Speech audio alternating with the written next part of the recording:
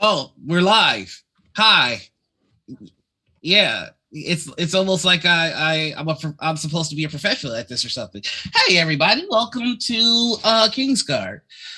This is the show IGM, and it's been sponsored by Roll20 Spotlight.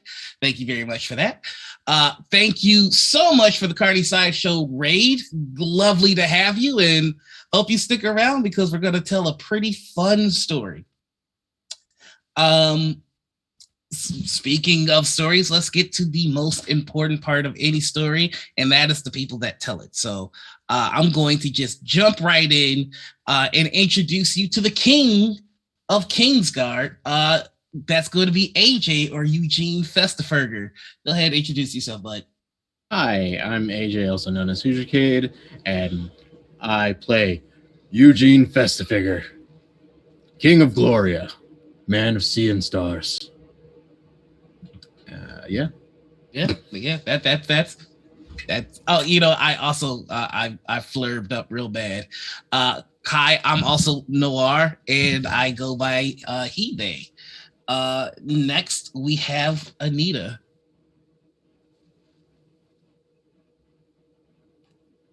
Anita, you're muted.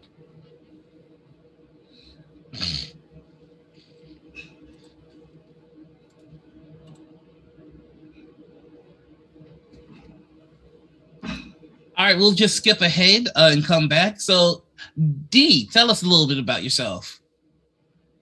Hello, my name is D, and tonight I'll be playing Ade Zuko, the leader of the Zuko clan. My pronouns are whatever suits your fancy. Okay. Now we'll go back to Anita.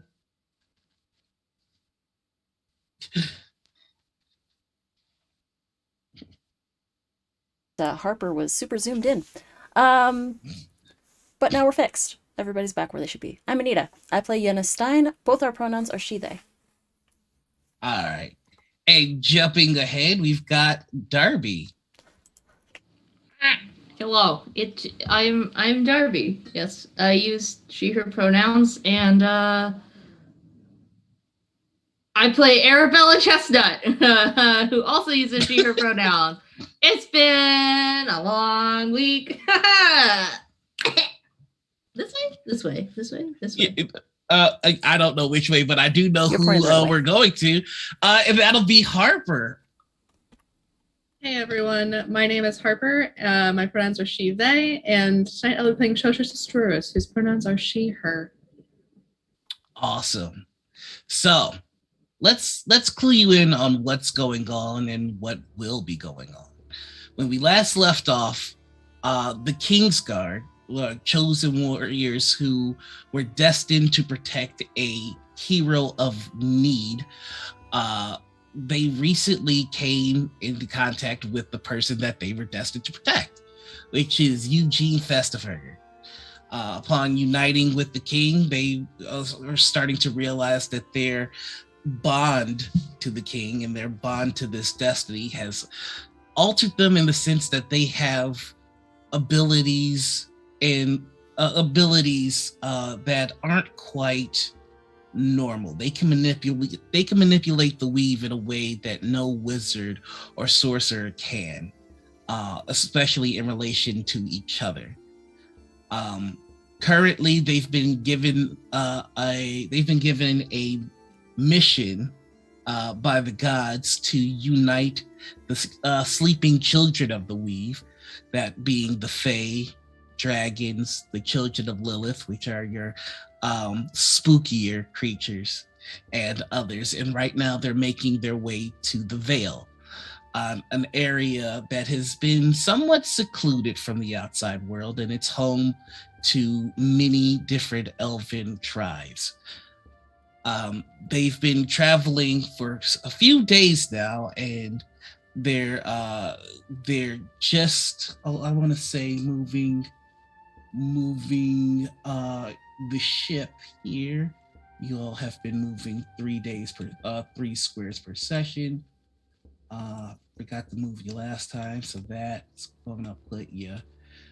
They are a day away from from making contact with the Veil, most likely docking in either Varen or Renthep, which are two of the notable cities of the Veil. That choice I will leave up to the players after seeing just how much they might know about their destination. How many rolls we gonna make? So you're going to be limited to the number of rolls you get, Darby. So with that, our camera zooms in, and we see the spectral pirates of the Harsh Verdict at work, working on the riggings, adjusting the sails. The Harsh Verdict, the blessed ship that it is, always seems to catch the wind in the right way, as if the wind is coming from the ship rather than being caught by the ship. And so they move at a consistent high speed. In the lower decks, we find our KingsGuard beginning their day, and I'm going to start with a day. It is a brand new day, and you know that there is, oh man, how many times can I say day? And you know that there is only 24 hours until you hit land. What are you going to do with this last day on the ship? Ajay will get up and practice some magic, just like really basic stuff, incorporating it into his morning stretches.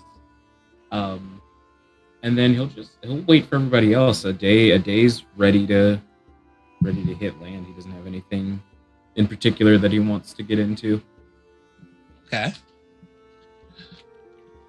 I'm gonna let you popcorn it and choose who we go to next. Shosha, because she's not even sleeping. So Shosha, what are you doing as the sun creeps over the horizon? Has the king recovered at this point? After being knocked out for after, I want to say you've been out of it for a full 8 hours, you see in the outline of the king's aura that it's shimmering gold again. So you know that the king is healthy. As for whether the king is awake or not, we will find that out on AJ's turn. All right. In that case, if the king looks as though he's recovered and doing all right, Shosha will just make her way out to the prow of the ship and she'll observe. Take everything in. Go ahead and roll me a perception check. Sure.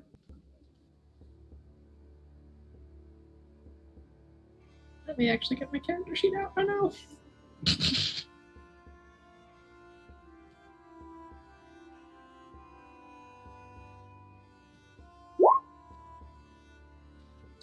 Okay. So with a 5, you don't really see anything. It's just a lovely day. You can see a landmass over to your right, and you can tell that you're getting closer to a civilization as you see white spires over huge standing trees, and it's interesting as you note that there seem to be so many different types of trees in one place, as if nature here itself is just, it's as if it's painted. It's as if someone put a bunch of different beautiful landscapes all together. It's an unnatural sight from what you've seen growing up in Stoneheart, where everything's much colder and constructed. But it is lovely to see. Probably let Healy fly, take laps around the ship as Shosha just watches the land pass by. Okay. And you can hear Healy just having a time flying back and forth. But everything other than that remains essentially pretty calm. Who would you like to popcorn it to next? I'll popcorn it to Yenna. All right. So Yenna, the day has just begun, and how do you start? Yenna awoke a little troubled because she hasn't been remembering her dreams lately. Which for her is kind of a big deal because she always remembers her dreams and she always remembers that Yariel is in them. Roll me a religion check. Sure.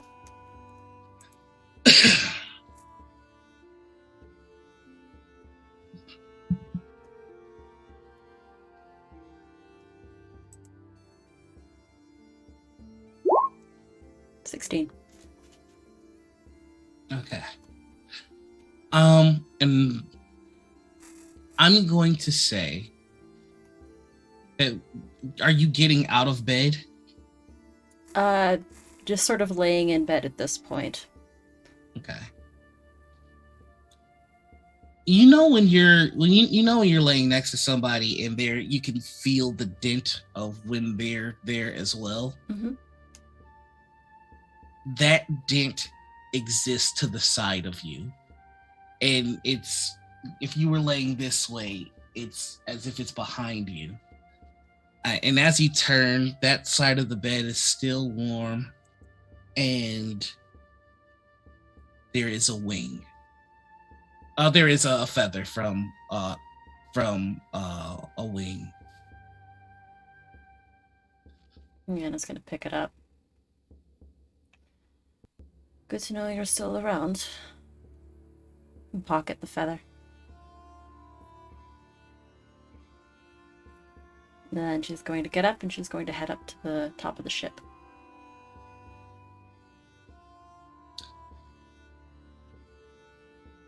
So you are at the top of the ship, and here, like, the first thing you see as you open the door to get to the main deck is Healy just fly right by you.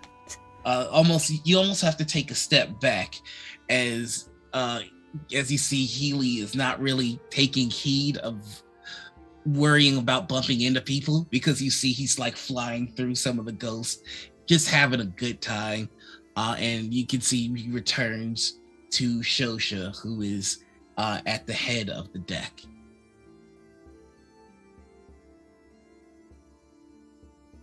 I would go up to Shosha at that point.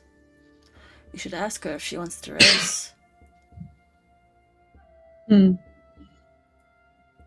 That would be fun. You know, you can always ask her. She can tell you. Would you like to race, little one? And who would I be racing? Me, of course. Oh, okay. And you see, like, as soon as it connects, this little dragon perks up and the wings unfurl. I am going to say at this, as it's doing this, you notice that there are golden tinges underneath the wings of Healy, and they're becoming a little bit more solidified, where before it was just scaly and somewhat rubbery. You're seeing as they mature, it's beginning to become a little bit more metallic in nature and taking on a gold sheen. On your mark, it's like I would like to use Voice of the Chain Master just so that I can see through her eyes as she's racing. Yenna is going to use the action to pop the wings and chase after Healy. And you notice when you bring out your wings, usually they're translucent and just a suggested image of a wing. But there are feathers, which it takes you a little bit by surprise, but you take to the skies. Shosha, your eyes, you blink, but not normally, not up and down, but side to side in the same way that Healy can. And when your eyes open again, they too have a golden sheen rather than the green that they normally do. And you can feel the wind whipping around your face and catching the wind in your wings and the taste of salt just splashing against your face. And you see Healy taking a quick look behind, and there's a golden streak as Yenna is gaining. I will say that this is the loudest Healy has ever been, so you hear a woo! And that I think you hear Yenna laughing in the wind, and it's one of the few times you've ever heard Yenna laugh, and I'm not sure if you've ever actually heard it. And this is enough to get everybody on the ship's attention. And so, you hear a couple of the spectral pirates go, "I've got money on the angel." And then the other one goes, No, you never bet against a dragon. That's rule number 1. Everybody knows against that. And then the other one goes, "But it's a teeny tiny dragon. It doesn't count." And they're just watching you all lap the ship over and over and over again. I'm going to say a day. Eugene and Arabella, you all hear this. What do you choose to do? A day will go up to the bow of the ship to watch, just from Shosha's side. You see Shosha's eyes are a different color, and there's just the hint of movements that Shosha makes. And you can, if you pay attention, you can see that the slightest dip to the right, and as soon as Shosha's head dips to the right, you see Healy bank to the right. I would like to stand in front of Shosha and prepare to scare her when I see her eyes go back to normal. Okay, absolutely. What would you like to do, her? I don't know if I can't see through my own senses. It doesn't say that I can't. When you are using this ability with Find Familiar, you are blinded to your own senses. Okay, cool. Then I'm doing nothing. I just wanted to ask because it doesn't say whether or not I can on my character sheet.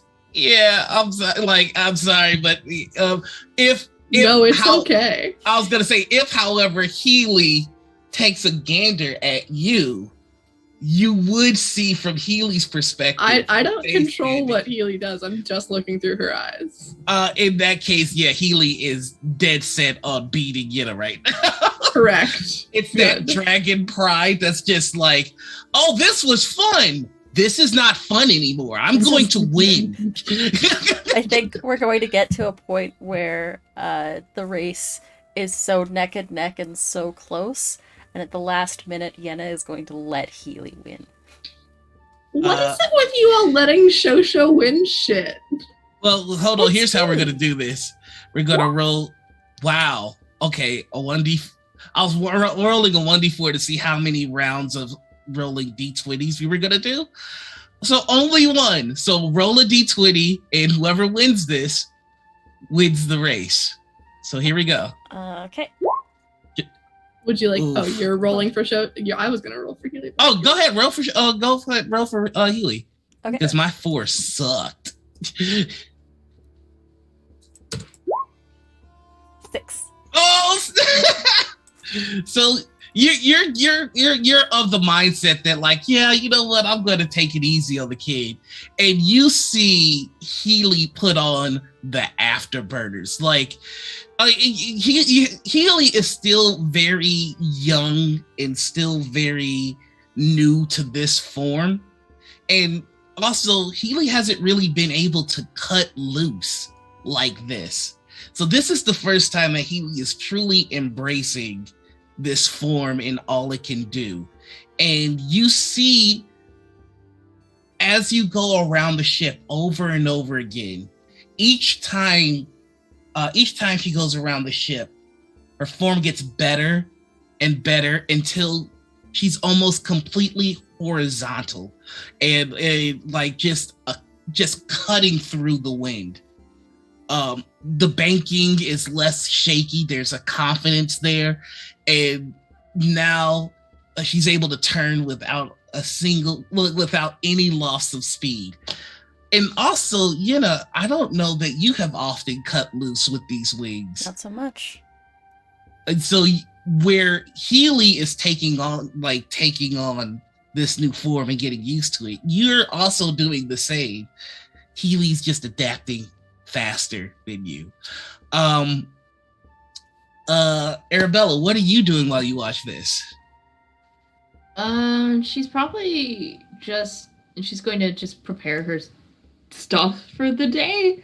Just as she's like watching, going to put a 5th level spell slot into Castanea, casting mage armor on herself, that sort of thing, and then probably just having fun watching this happen. Gotcha. As you're like writing your spells for the day and charging Castanea, you see Healy swoop by you. One of your pages turns. Healy then does a barrel roll corkscrew and perfectly lands on the left shoulder of Shosha, and then immediately uses the momentum to wrap around her and get onto the right shoulder. And it's very strange because you're watching this all through Healy's eyes. Kind of like when the GoPro comes back into the... Yeah. Boo. Good morning to you too. Having fun. Yeah, Did you have fun, dearest? I was so fast, mother. I know you were. I'm going to have to practice if I want to catch up with you. You're fast too, but I was faster. I know. I know when I'm beat. And like with that little cough, there's like just the smallest plume of flames. It is a green flame though. It stinks real bad. But you can see that Healy is extremely satisfied with this morning's event and also a little tuckered. Well, fun activities to the side. We're about a days out from one of the ports that we can end up toward. Did we have any idea which one we wanted to aim for? ADM. Mm-hmm. So you know that you are on track for either Viren or Renthep. Well, I'll give you that for free, as that's probably something that Severil has just kind of offhandedly mentioned. If you want anything more than that, you will need to roll a nature check. Nature? Mm-hmm. That's not what I said. Question, Dungeon Master. Yes. Given what you've said of the Veil, I'm assuming, I just want to know for sure, but I'm assuming that Shosha has not been on diplomatic missions here. No. Okay. You have had diplomatic meetings with the people of Material, and they speak as the voice for the Veil for the outside world. Understood. Okay. Is Severil from the Veil? He's never told you. Damn. With the 13, you are aware that Renthep has harsher terrain. A day, I would say, in your travel, especially in your experience, especially being of a mining family, you know that Renthep is resource rich and is the crown jewel for anybody doing any sort of mining, any sort of farming.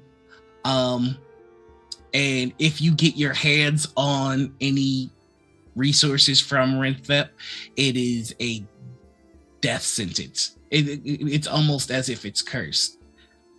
There is a joke that if you get dirt from Renthep, you will probably die in 7 days. That's how sacred the land is.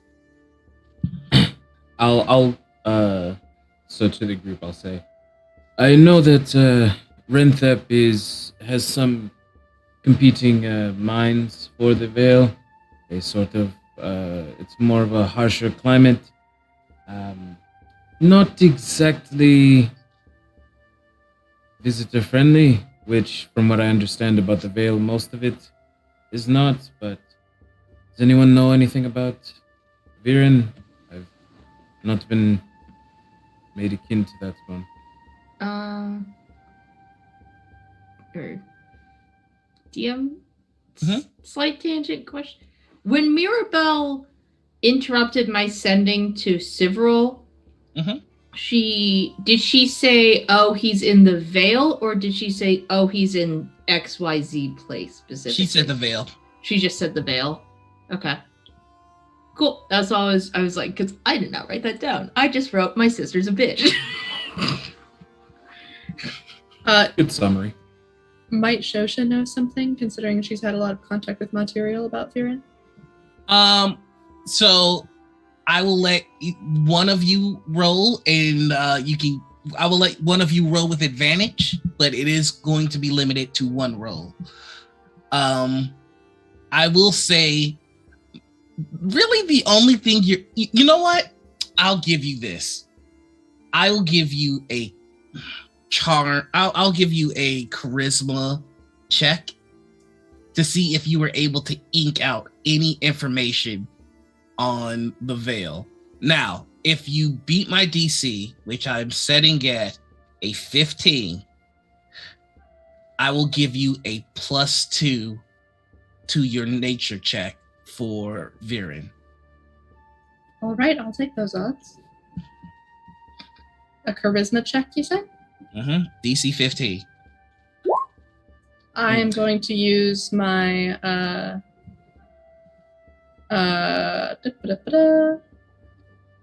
my heroic inspiration to immediately re-roll a d20 that I just rolled.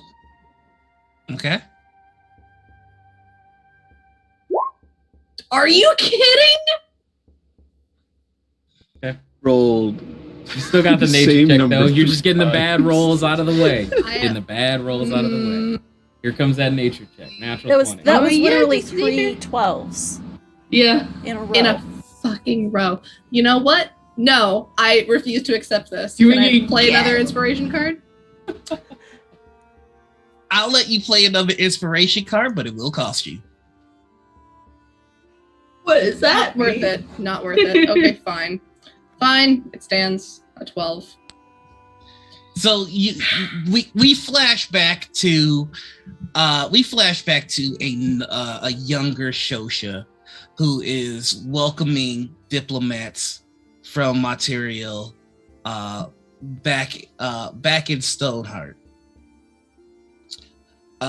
They are bringing lumber.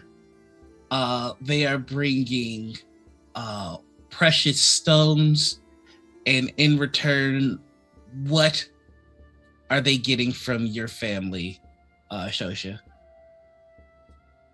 My family mainly deals in medicinal concoctions. And depending on the relationship, there might have been some slight added bonuses to said trade. They might have also purchased poisons from us, depending on the relationship.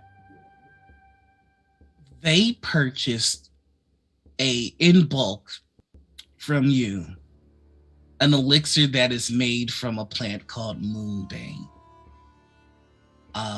They also purchased from you an elixir that contains that contains one of the most potent poisons that you know, mixed with silver. Now tell me how you tried to leverage this transaction, this trade meeting, into information about the Veil. I imagine that if this were a younger Shosha,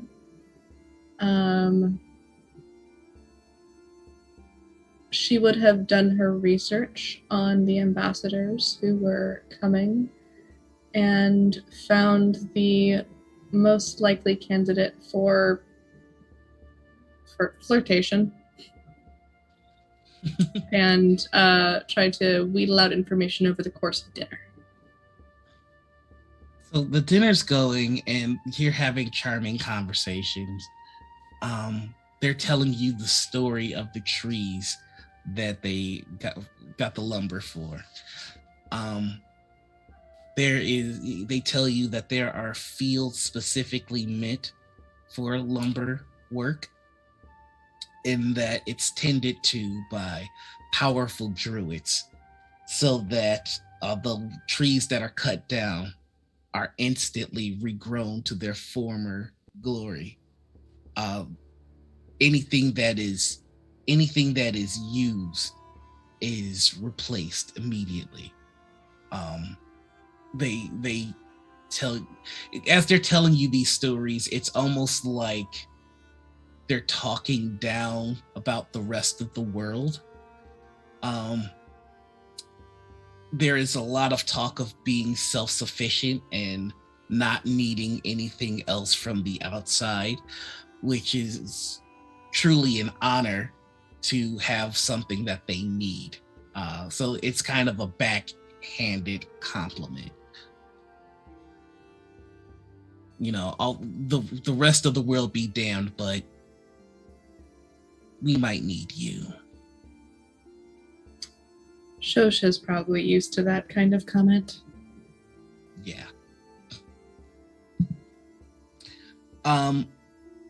Later on in as the dinner is ending,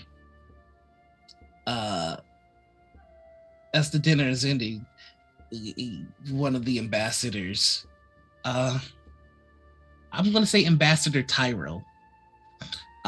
Ambassador Tyro goes, "You and your kin would be welcome in Materia. You may want to consider moving your enterprise. We would treat you kindly there." Our entire enterprise. My, that would be a feat, wouldn't it? What is here that we could not provide?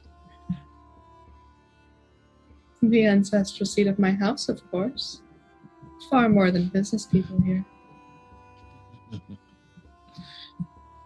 Houses can move, houses can be burned, they can be swept by the sea. But the land remains.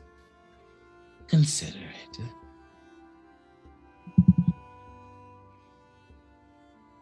My dear ambassador, you noticed the words emblazoned over the door when you arrived at House Stoneheart, did you not? First, last, eternal.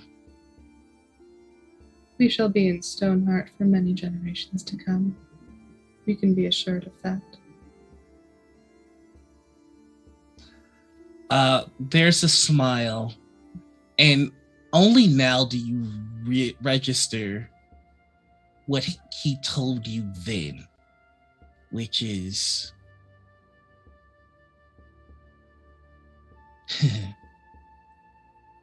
Stoneheart wasn't Stoneheart first. It will not be Stoneheart last. And nothing in this continent will be forever. But in material and in the veil, the land remains. And with that, he walks out. And that's the end of the flashback. And you can kind of, that's what you draw on for going forward. All right. So, who would like to? Unfortunately, you don't get the bonus to your nature check if you choose to do it. But because Arabella and Shosha are helping each other, I will still let you roll at advantage. But it's only one person rolling one die. Do you have proficiency with nature? I don't either. No. I have a 5 bonus. Why don't you go ahead? I've got the information that Shosha would need to make a choice. Why don't you let Arabella roll for this one? Okay. With advantage or just flat roll? Oh, Shosha will help. So I will roll with advantage. 17.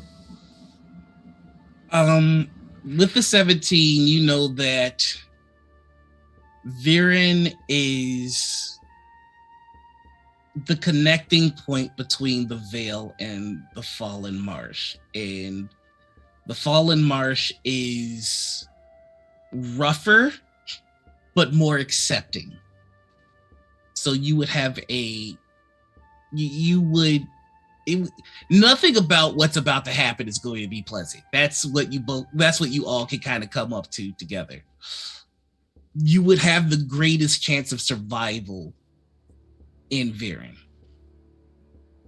or the greatest chance of finding an ally.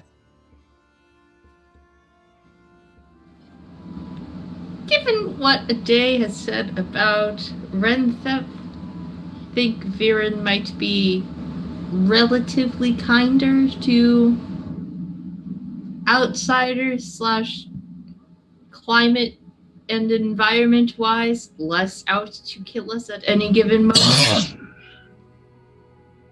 So that might be the place to land. I think it would be advisable. But, King, if you have any input, now would be the time. I think Eugene's still asleep. Actually, from this whole time, Eugene was just sleeping. King? I guess. Well, he has reason to be tired. Yenna, Shosha, Viren, sound most acclimable? Viren sounds fine to me.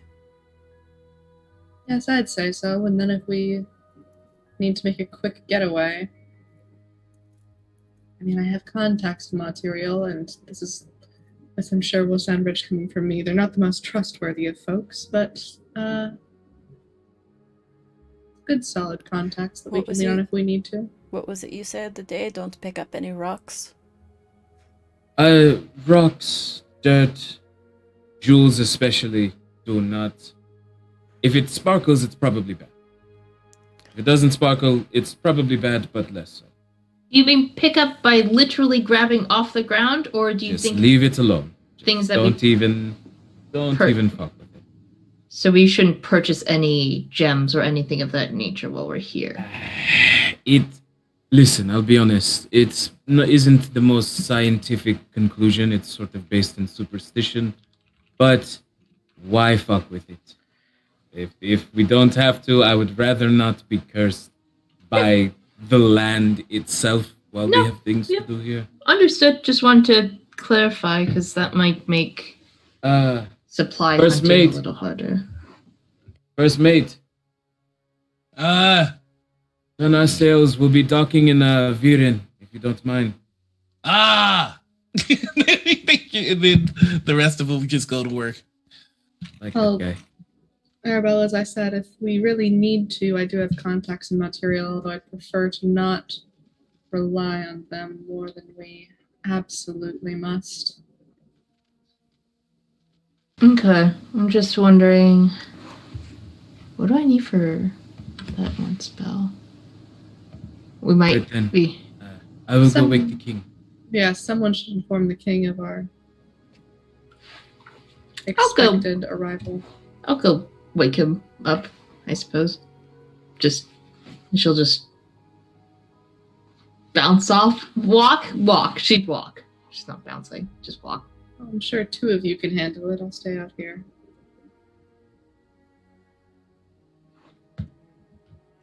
Right.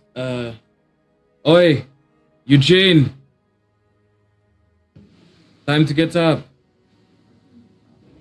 Ugh. I feel like I've just had the worst of hangovers. Oh, God. Oh, that's right. You're all seasick and things. Well, good news. We've decided where we'll be docking. We've decided to go towards Viren as opposed to Rentep. I don't know how much that means to you, but I will take your word for it. I haven't been to this area of the world before, so I trust the information that you guys all have. but we should be docking within the day. So All right. What do we know about the Veil itself? They don't like outsiders? Yeah. Very nature? it is Self-sufficient? the home of the elves primarily, I believe. Yes, as Arabella said, my personal dealings with Renthep, which hopefully will not come up, is that they're also quite a superstitious lot, and based off of what I know about the surrounding area of the Vale, it's for good reason. I've never been to the Vale for a reason. It just doesn't seem like anything I need to fuck with. I'm sure it's a nice place, but it's not my place. You understand? But hopefully things will go smoothly. Don't pick up any rocks. What else? Yena's slower than the dragon, which, I mean, you Important know, information, I think. dragon probably lies a bit more. So yes, prepare yourself. We'll be docking soon. All right. I'm slower than the dragon for now. Right. I mean, that's what I meant. But before we get off the ship, could Arabella just quickly gather everyone for like a hot second, I suppose? I mean, we have a whole 24 hours. Oh yeah, we have a whole 24. What am I talking about? At some point, Arabella's just gonna be like, by the by, it seems like my entire family might be somewhere in the Vale with Sibyl. I don't know where exactly, but I mean, Sibyl is an elven person, and it seems when Mirabelle interrupted my sending ages and ages ago, that she pinned them being in the Vale.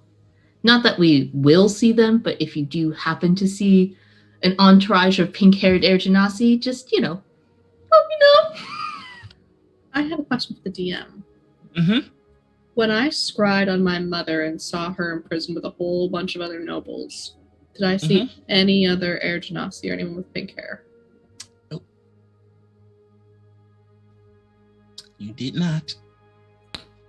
I would like to note that I think at one point someone had told Eugene about like the families of Stoneheart, and just has like a little notebook and is like, all right, Mirabelle is her sister. Oh yes, if you see someone who And- looks like me but has like red hair, she dyed her hair red, which is honestly perfect because it's dyed with the blood of our family. Oops, whole chestnuts. But you know, if you see someone who looks like me but isn't me, just hit her. I mean, honestly, she just deserves to be hit a little bit. Well, if your family and mentor are in the Vale, then why don't we just try to scry and find them? Because Mirabelle is an adept divination wizard who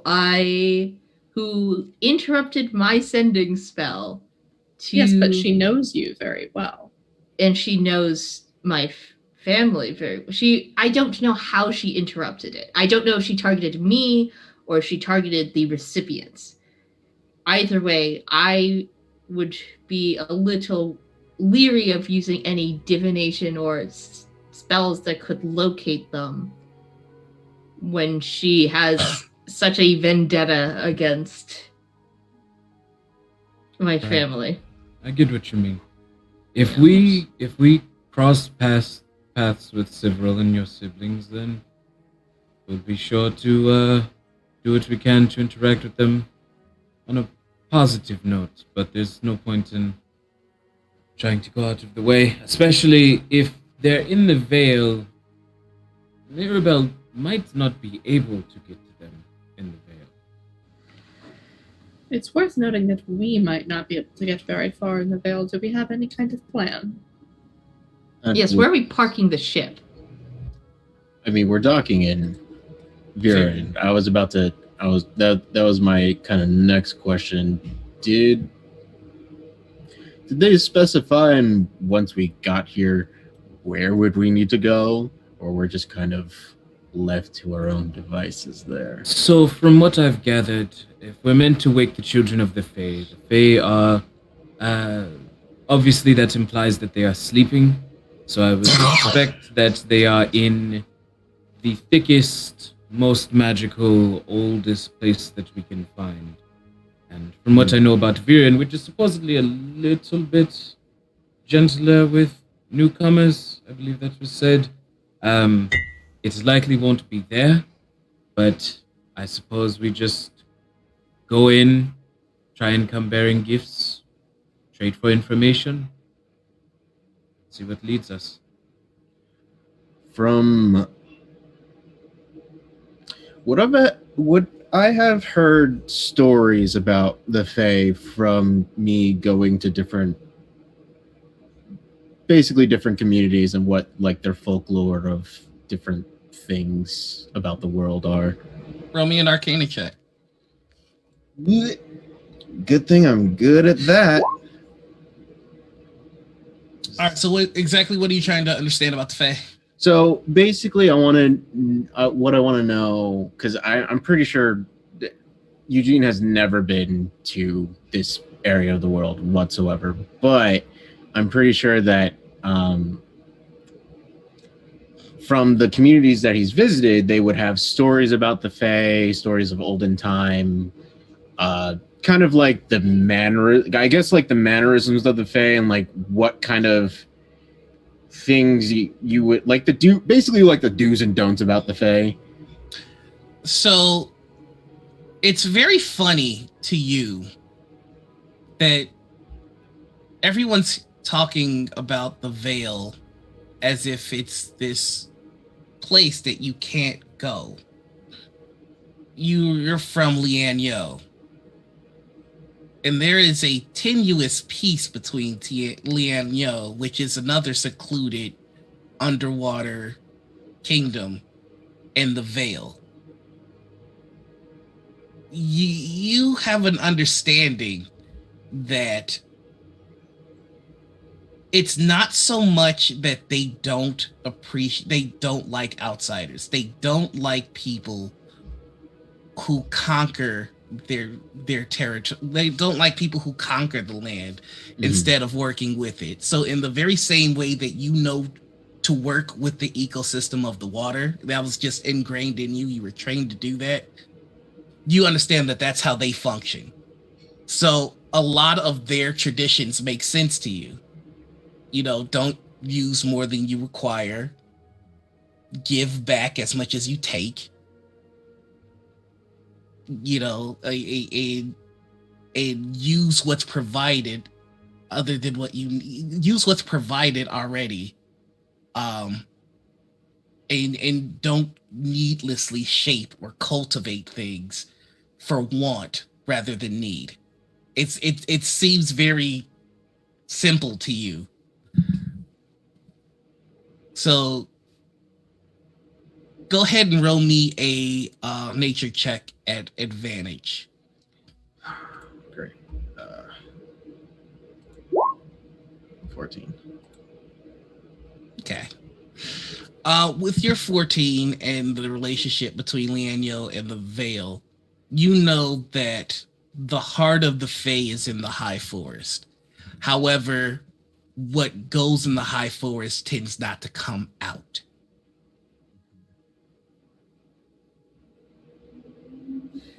Just like there is a certain temple in Lianyo that everybody knows if you walk in it, you don't walk out. It's the same thing with the High Forest.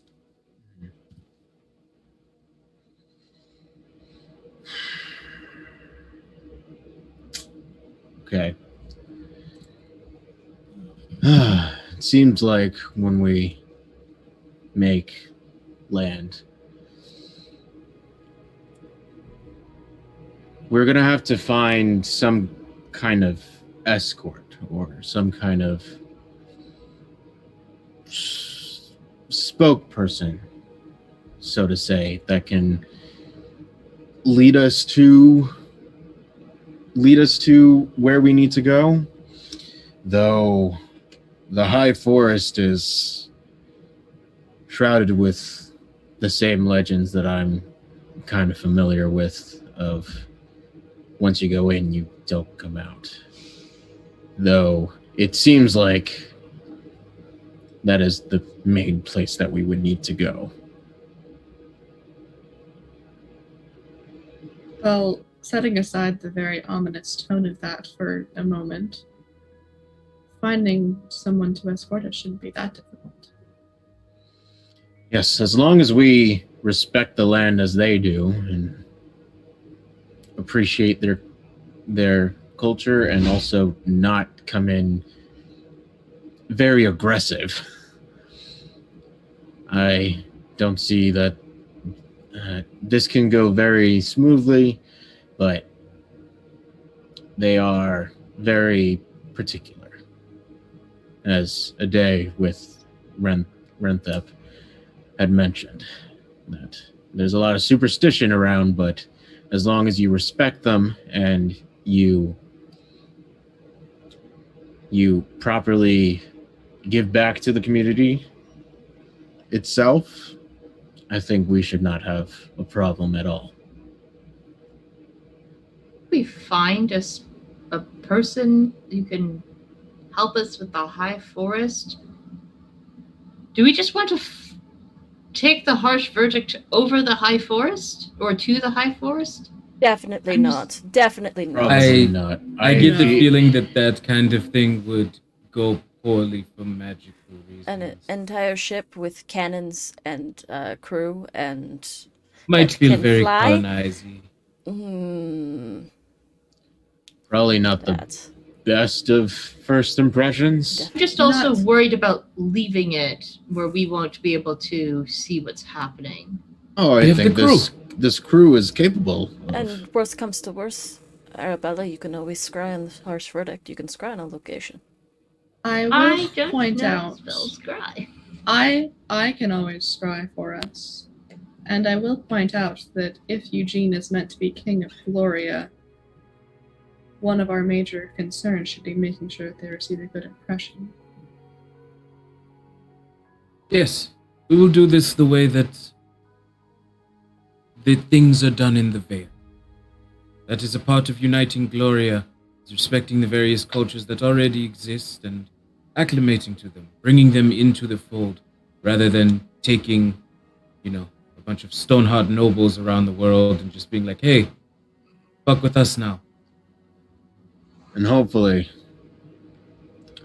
once they hear what we have to say, at least, that is our main goal here, for them to at least give us audience and hear what we have to say. The better outcome is for them to be able to join us and we awaken the Fae. As the conversation goes on, you start to see the docks of Viren off in the distance, still just on the edge of the horizon. But as it starts to come into view, you see ship after ship after ship after ship after ship in the docks.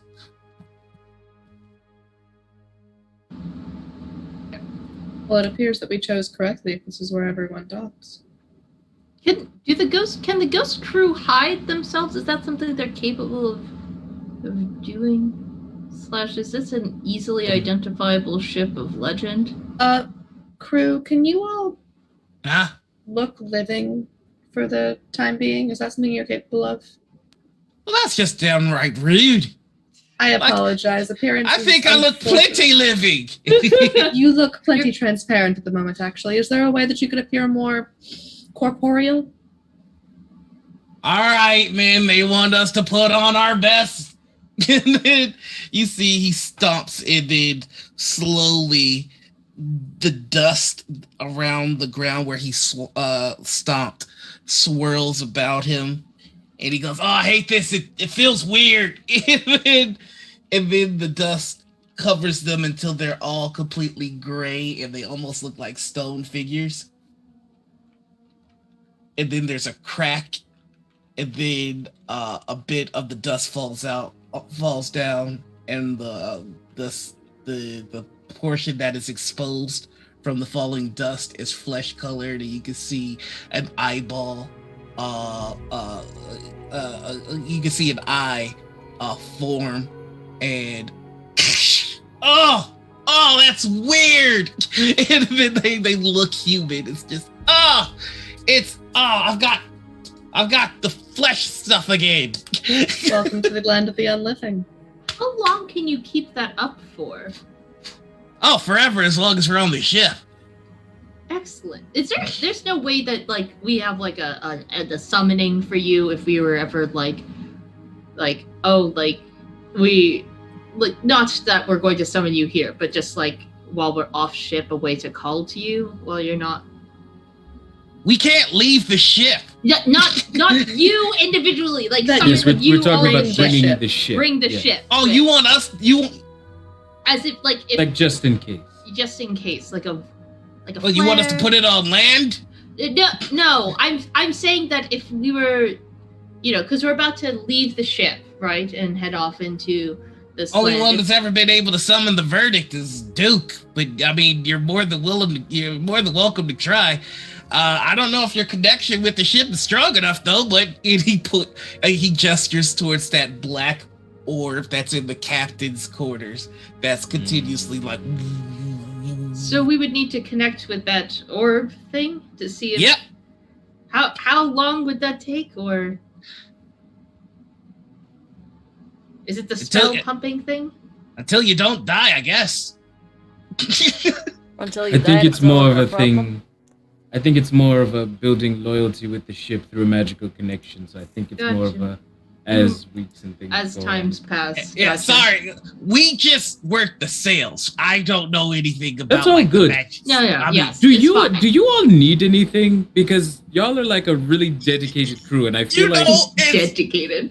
It's been so long since anyone has asked us what we want. We're making the best out of this curse thing. right, yes, of course. It's hard because we were only supposed to serve till death, and then the rules changed on us, and it's been hard. Okay. And you know, it's just like, I know. like I now know. you have like an actual grown man crying on your Okay. shoulder. Oh, I'm Arabella's definitely pet- like yeah, no. I'm going up to Oh, we sailors. murdered I'm going up to 20 sailors. I'm people. hugging You them. you I'm what? just You What? murdered 20 people?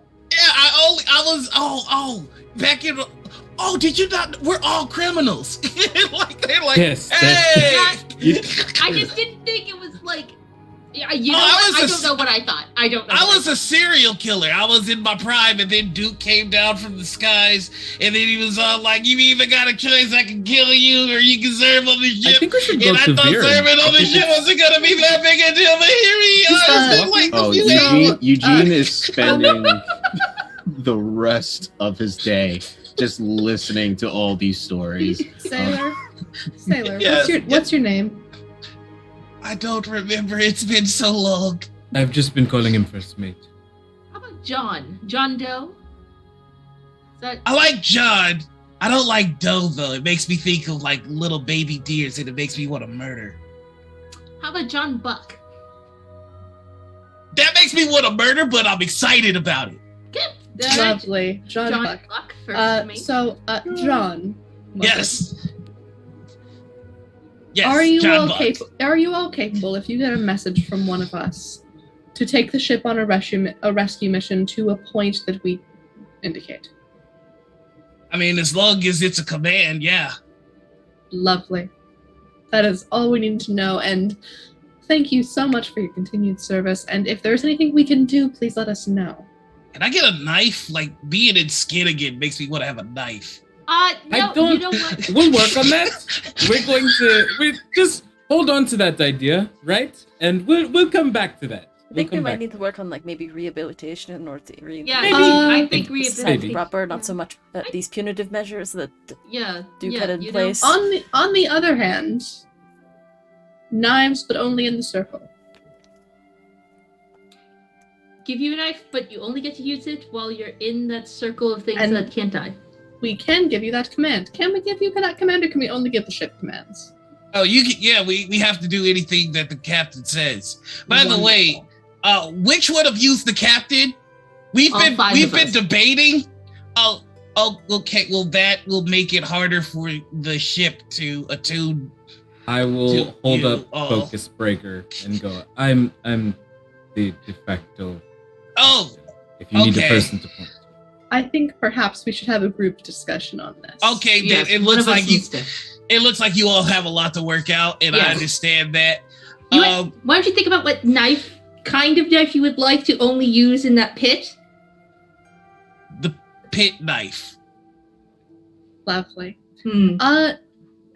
Eugene, Your Mm. Majesty, we should probably actually have a quick discussion about who's actually the captain of the ship. I would defer to you. Eugene is full on hugging like 3 crying sailors. And I think- is like, what? And one of them just goes, "Oh, this for a loaf of bread." That one's named Aladdin. I don't know why that's his name. Your Majesty, a moment of logistics, and then back to the kingly duties you're currently undertaking. I'll We need to decide which of I'll us do is it. the captain of the ship, because apparently that's the only way to bond with it. Okay. I would defer Um, to you personally. Can I suggest, Eugene? How many people have you led before? Absolutely none. How many criminals have you interacted with on a regular basis?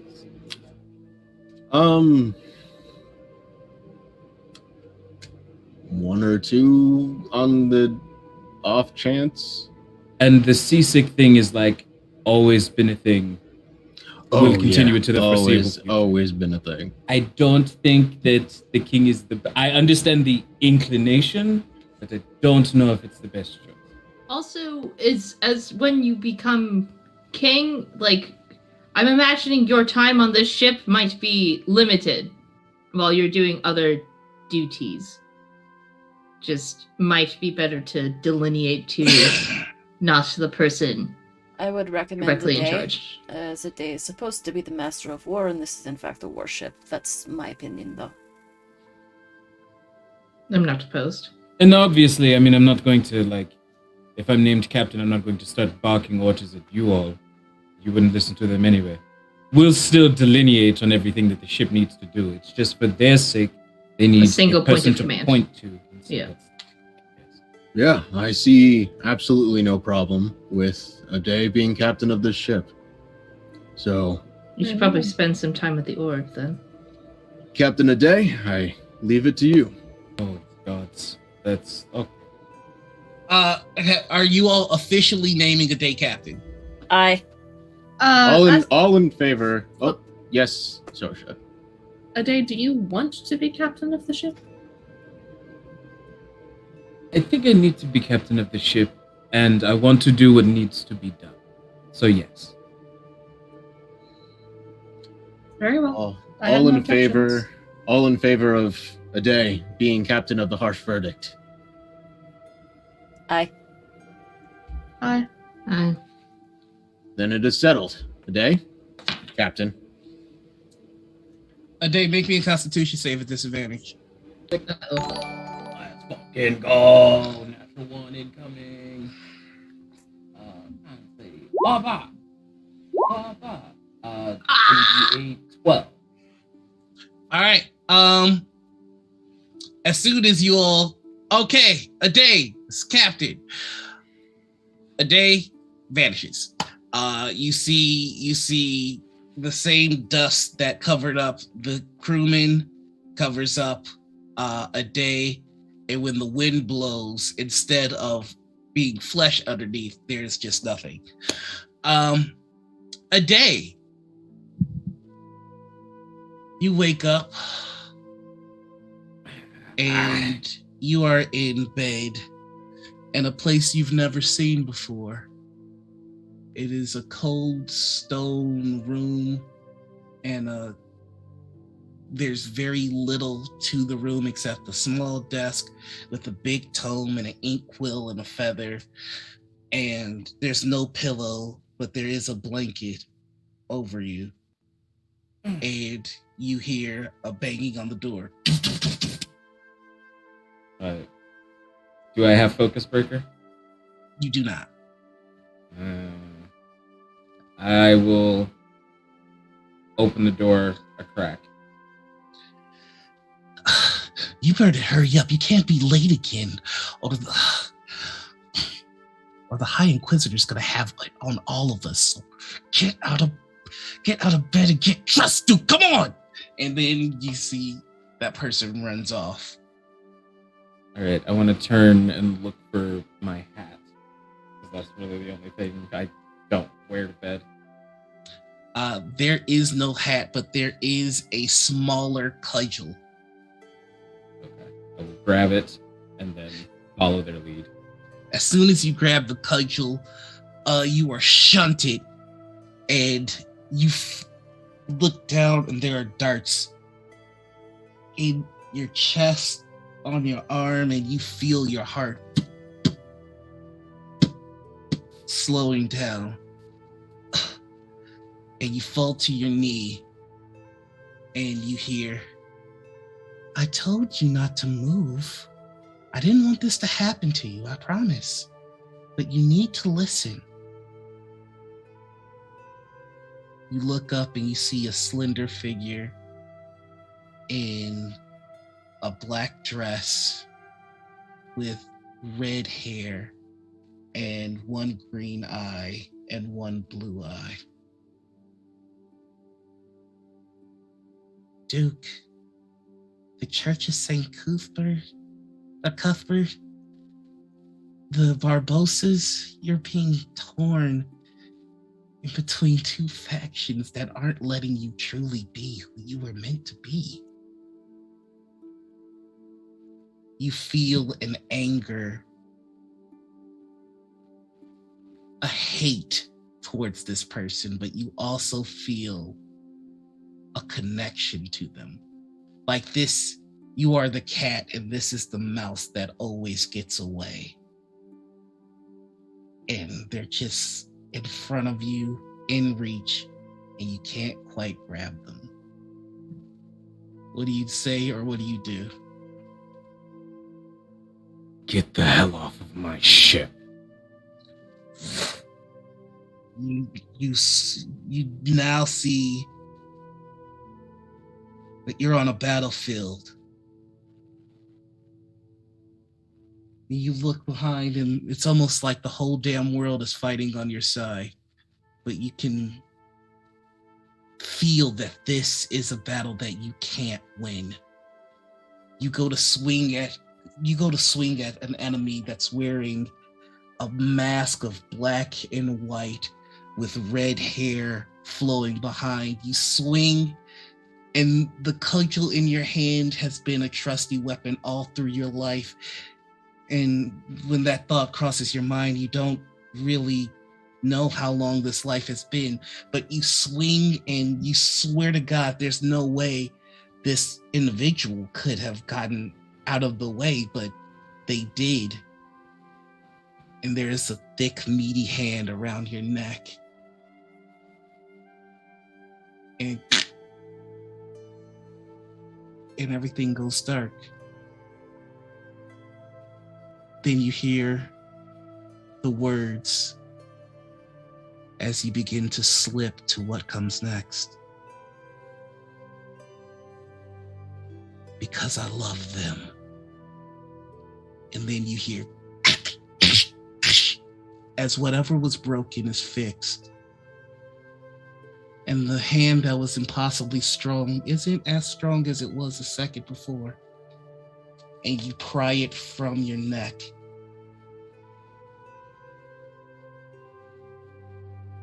You look and there's a light in the sky. And it's tethered to you and everyone behind you. And you feel impossibly strong, impossibly fast. What do you do? I want to think of my crew and my ship and the words that I heard and raise the cudgel and say, "For the harsh verdict!" And when you say that, there is the sound of the ocean being torn asunder. And next to this bright light in the sky, you see the sky itself torn apart and nothing but space behind it. And then your ship forces its way into existence and your crew comes barreling down and they too become tethered. Took you fuckers long enough. Your eyes close and they open once more. You're kneeling in front of an old man in a throne with the finest armor you've ever seen and a hammer that is familiar to you. There's a book on its side and he holds it. And his voice is powerful. You have served me well, Duke. But now the gods must rest. But our mission, my aim, must never end. You will sail through the ages. You will read my list. You will bring forth justice, free of bureaucracy, free of politics and bias, cold, necessary. And he lets the hammer go and it flies into your hands. Justice, now and forever.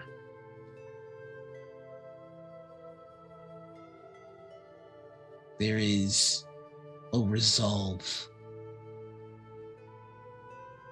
And Duke stands and walks away. And as he does, you see him leaving. But you're still there. And to you, the next. The old wise judge gets up. I am Saint Cuthbert, and you are the captain of my ship. He gets out of the throne. And as he gets up, you realize he is impossibly large. A trick of perspective made it seem as though he was a normal man, but you realize you are miles from him. And as he gets closer, you see just how impossibly large he is. And as he looms over you, the gods must rest. But our mission, our aim, must continue. You, who guides the king, who guards the king, who has sworn an oath and holds my hammer and sails my ship. You cannot be touched or claimed. I cannot force you to swear the oath sworn by Duke. But I can watch you a day, Zuko. I can judge you a day, Zuko. I can weigh you a day, Zuko.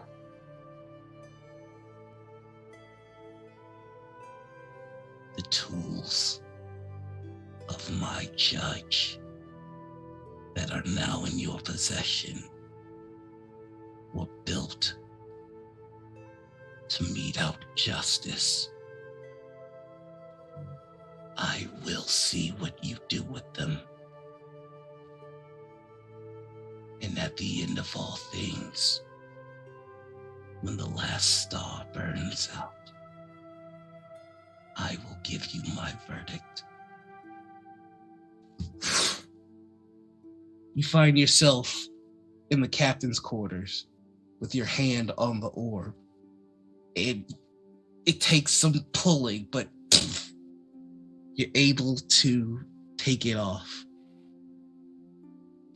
And the last thing you hear is, I will be watching a day, Zuko.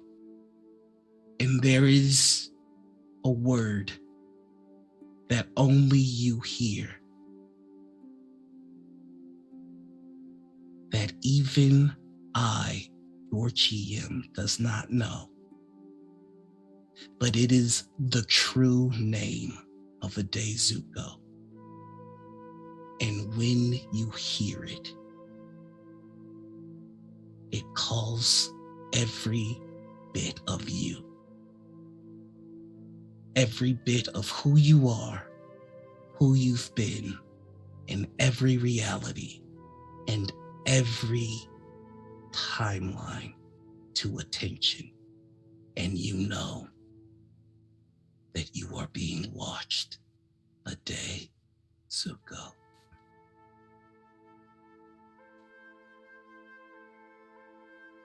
A day will grip the handle of Focus Breaker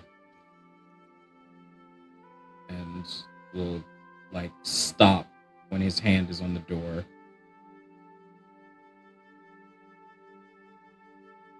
Gloria. And the day will walk out of the captain's quarters. The air is cool and fresh. And where before there was an innate curiosity of the ship, it's been replaced by a knowledge that you don't even need to consider.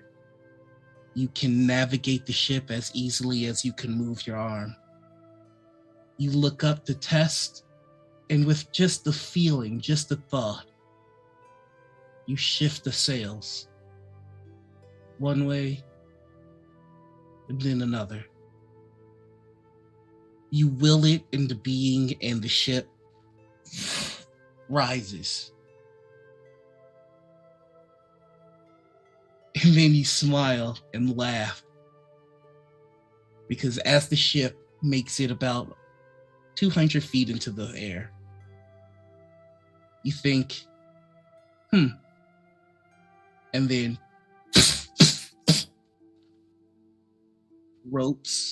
weighted ropes come falling off the side.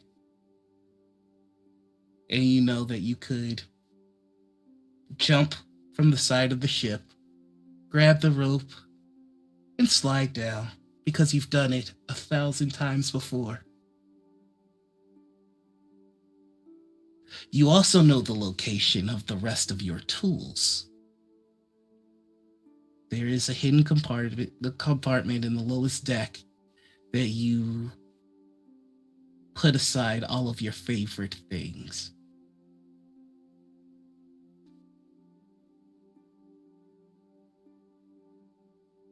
You will it again, and the ship lowers to the sea.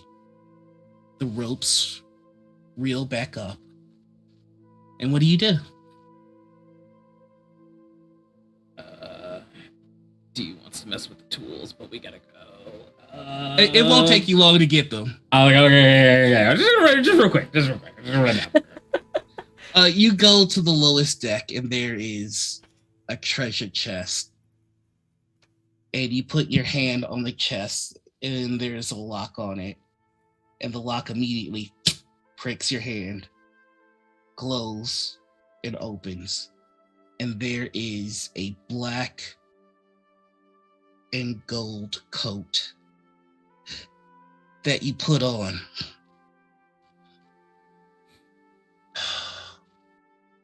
Whatever armor you have now, this coat will function as that armor instead. You will no longer have disadvantage on stealth checks.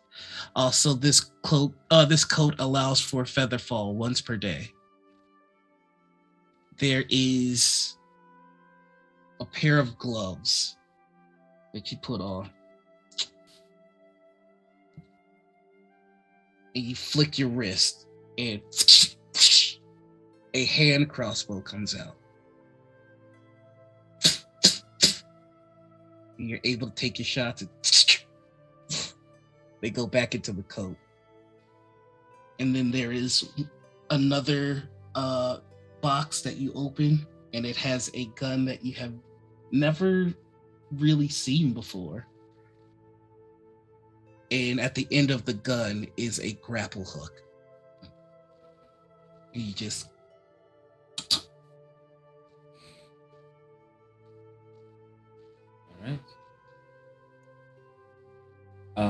A day will take the band out of his hair so that his dreads are just down and swinging, and doesn't bother to put a shirt on, and just has like the jacket open and the flowing pants, and will go back to where he last saw his companions.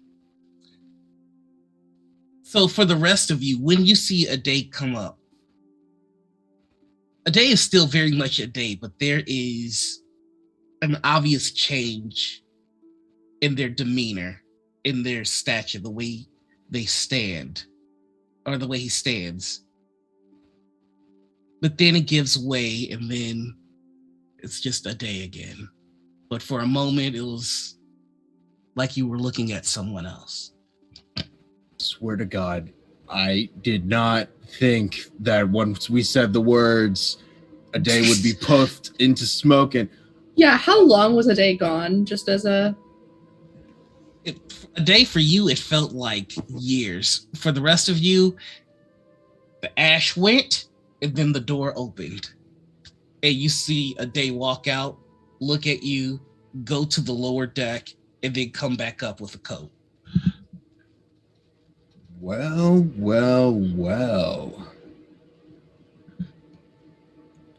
Captain Aday is looking very much more captain-y.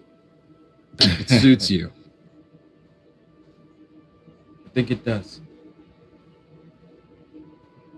And Aday will look at Shosha and say, "Did I worry you?" You were hardly gone long enough to worry, although a bit slighted you didn't come talk to us first. Thank you so much for that. I mean, sometimes fashion takes precedence, I'm sure. I can understand. I mean, look at that jacket. It's great. It's quite dashing. It's a very nice jacket. It's a very nice jacket. Aren't you going to catch a chill? No. Eugene looking down at his own situation going on here. To be more specific, as an Earth Genasi, my blood is partially lava. It's kind of like how a Fire Genasi's blood is flame. All right. Shall we? Gonna have to commission new art now. Damn it. We shall. All right. So, you still have, I want to say, about like a quarter of the day left before you hit landfall. Is there anything else anybody would like to do? Shosha wanted to go and meditate for a while and try to. I just said absolutely. The woman that she met who turned her into whatever she is now was an elf, wasn't she? Correct.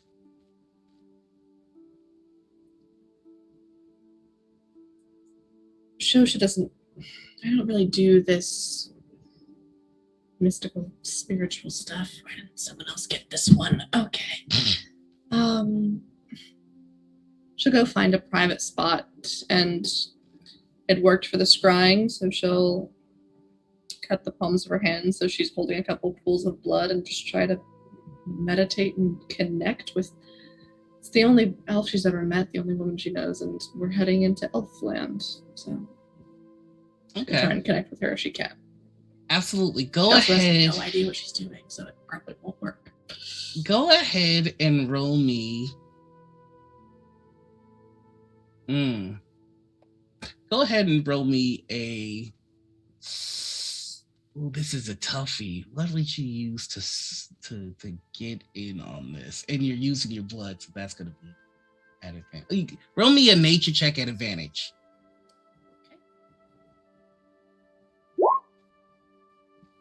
15.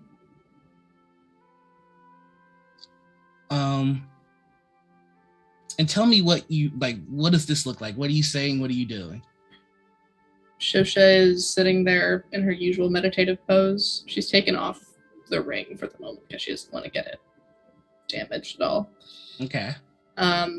She's holding just basically 2 pools of her own blood in her hands on her crossed legs. And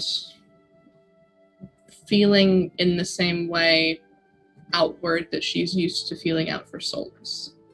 It's the only way she knows how. So just sitting there and thinking, anyone there? The blood is still, but a little bit of it drips and hits the floor. And then it begins to move.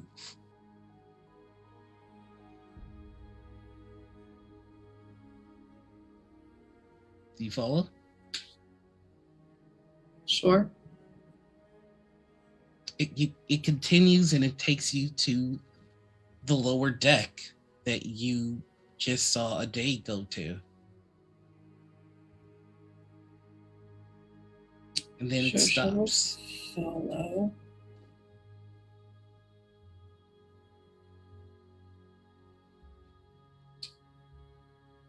And you are in this tucked away room in the lowest deck, even lower than the brig.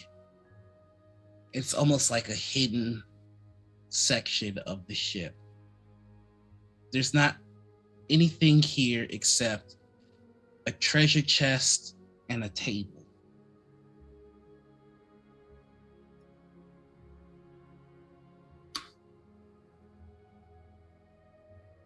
Should I open the chest? Should I sit down at the table? Some guidance would be helpful. Roll me a charisma check. Okay. 15. So you say that, and you hear behind you, well, I mean, the chest isn't yours, so I'd leave it alone. Spin around very quickly. You see a elf woman with green hair, green eyes, and black lipstick and black nails. She is in a ball gown that's made of thick leaves. And she is holding in her hand smoke that's in the shape of a dagger and just kind of twiddling with it. This is not the woman who I met in Nerva. No. Okay.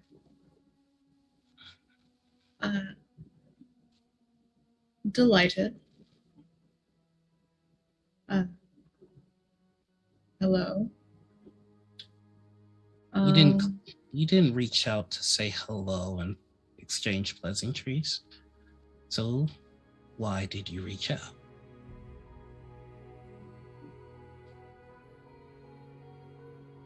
I would like the most information possible as to what my companions and I are walking into. That's not why you called.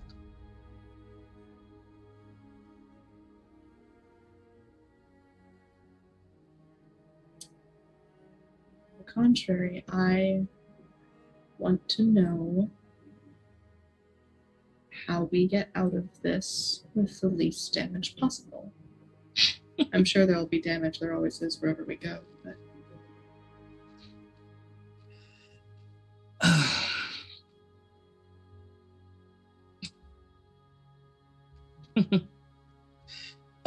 the figure walks past you and pats you on the shoulder, then walks over to the desk and sits on it.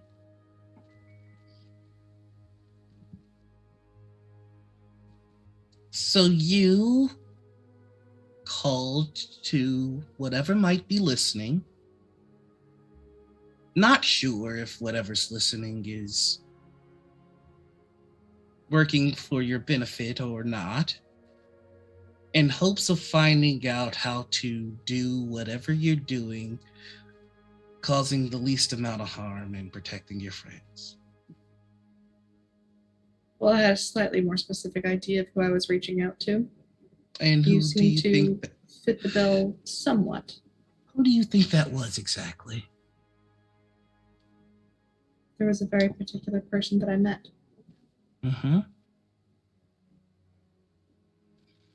What can you Seems tell me to about bear- them? I can tell you that she was an elf woman who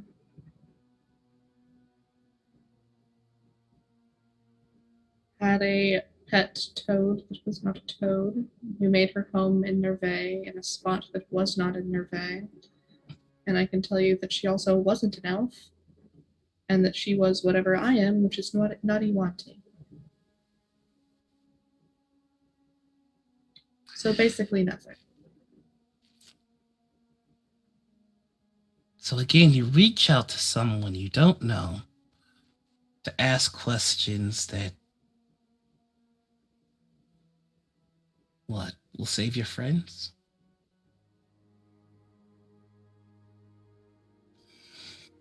I have a goal that I'm trying to fulfill here. The soil is good, but it still needs work. What's this role that you have to fulfill? Everyone keeps saying that to me. It's highly offensive. Is it offensive? I'm being called dirt. It's rather offensive, yes. Dirt is the giver of life and the mother of all things. In the grand scheme of all that is, all that ever will be, and all that never was, the only thing that truly matters, my love, is the dirt. It is where you come from, and it is where you will go. Never insult the dirt.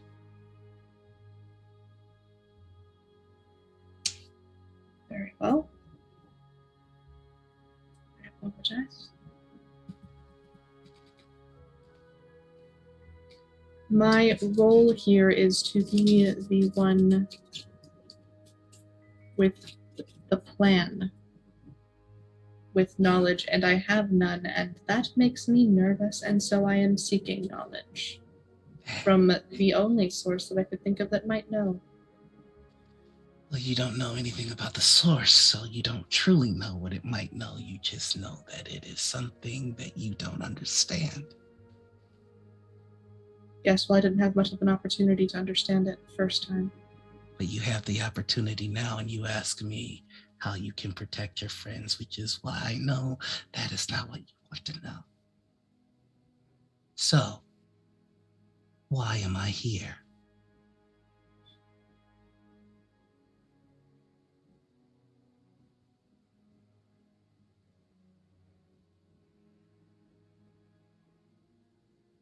What am I? There we go. You are the return of a beautiful, deadly, lost thing that this world needs now more than ever. You are a seed that has danced in the wind for ages and has finally found ground worth growing in. You are nature's fangs. You are glorious venom.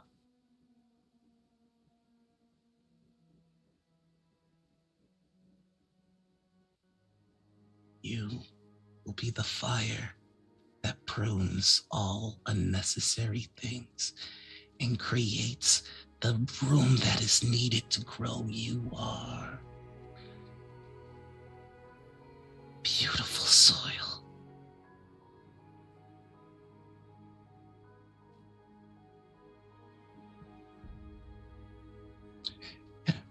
And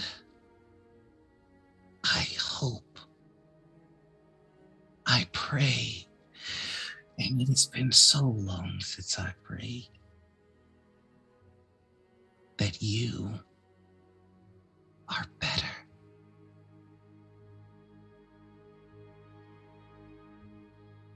But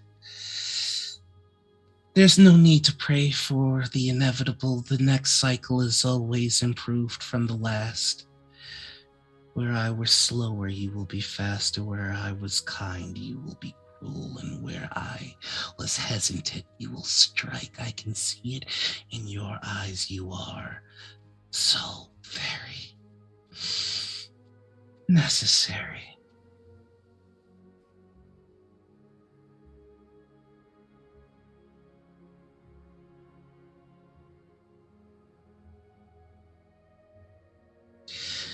Now, you will want to get into the minutia of things. You will want to understand the how and the why and the what will it cost. I know because I was standing where you were standing, and I heard the speeches that I give you now, because cycles, as you know, are cyclical. So ask what you want to know.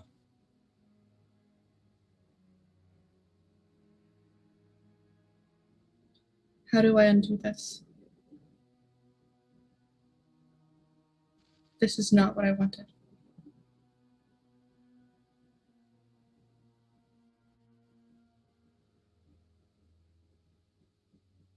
There is a genuine look of sorrow in her face.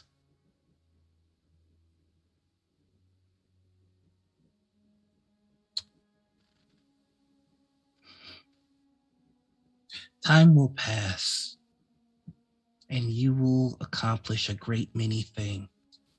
You will do things that are impossible. But there are some things that can never be undone without consequence. I have been an assassin. I'm tired of killing for other people. Who says you would be killing for people? Very well then, for others. Who said that you'd be killing for anyone other than yourself? From the little information I have gleaned, I would be killing for Gloria, and I've already done quite a lot for her.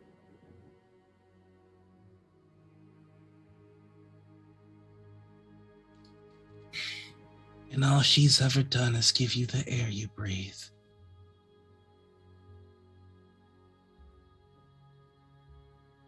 Perhaps you didn't get the memo.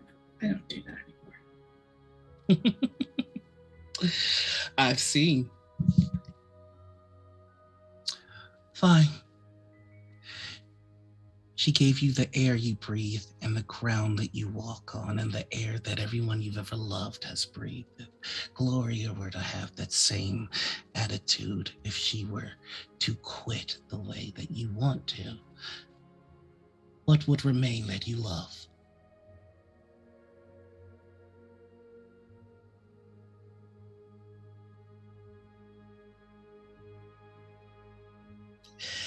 I understand the burden.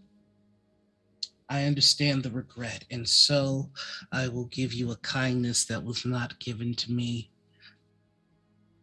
I'll give you a boon. I see into the heart of you, Shosha. And I will release you from one of your burdens.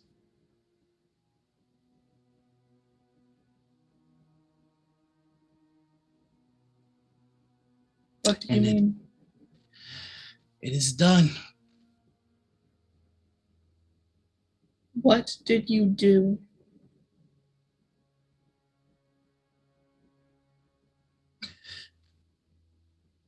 The boy is safe. He is comforted. He is fed and he is free. He is without wound. He is untouched, unbeaten, unbroken. He has safe haven.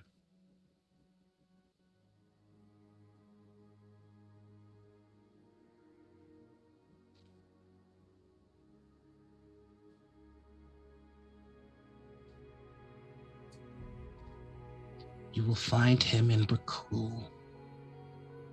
He will be confused, but relieved to see you now. That is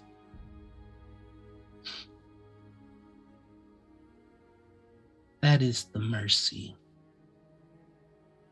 Here is the burden. She stands up now and she looks you in your eyes. There is no going back. You are the seed that has danced in the wind, and now it is time for you to grow. You are a necessary thing.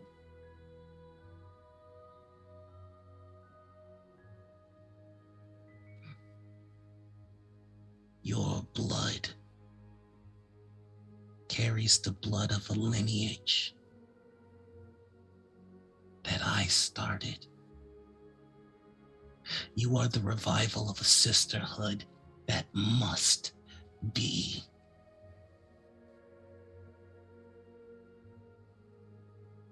Politics, as you know, are easily corrupted by men who have very little regard for the well-being of the world around them and nature, and you are our response to their ignorance. You are a Viridian maiden, and it is time that you begin to act as such.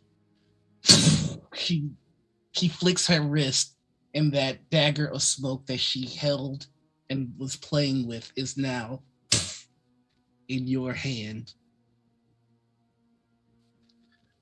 process is not yet complete. The soil must continue to grow. But this is who you are. But it doesn't have to be all you are. You will come to know the land better than even the most stalwart druid, and you will hear your commands in the wind, and the rain will tell you the names of those who must die. How can you undo this? How do you unravel a storm? It cannot be done. It can only be endured.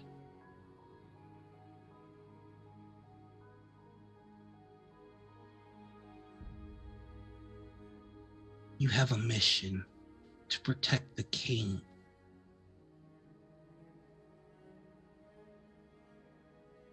Your king was born because he is a necessary thing. But you too are necessary. You all will become what you need to be in order for you to succeed. That is the burden of the KingsGuard. That is the spell Samil cast. A day will be forged into what he must become. Yenna will be forged into what she must become. Arabelle will be forged into what she must become. Eugene will be forged into what he must become in order to succeed. Because when the Yats come, failure is not an option. I love you, Shosha, and I am so sorry. But I am pleased it's you.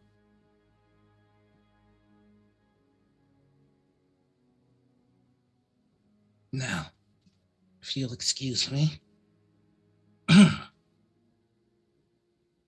I really must be going.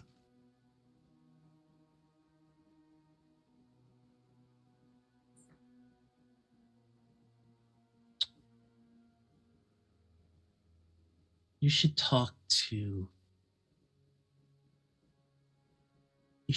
Yenna.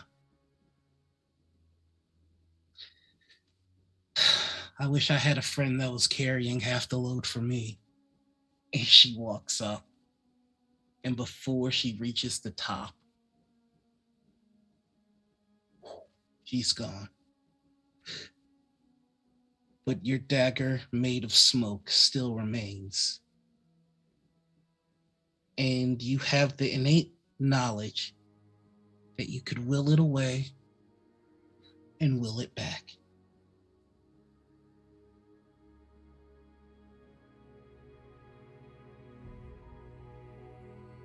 I will it away and go find Yenna.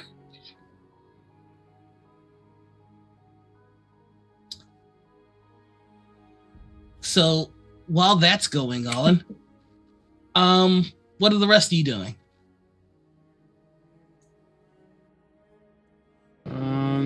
I think Eugene's gonna talk to Arabella.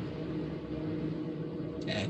Well, I'm just seeing that we hit the 2-hour mark. So how about we take a quick tenor, and then we'll come back, and then we'll catch back up with Eugene and Arabelle. That's good. We will be right back.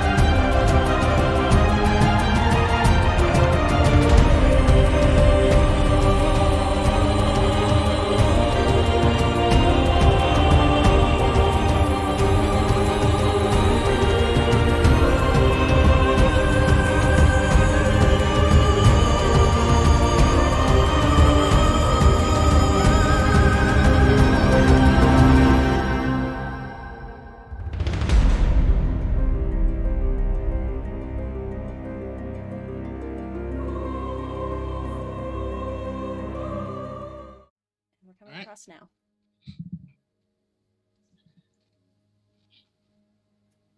And we're back.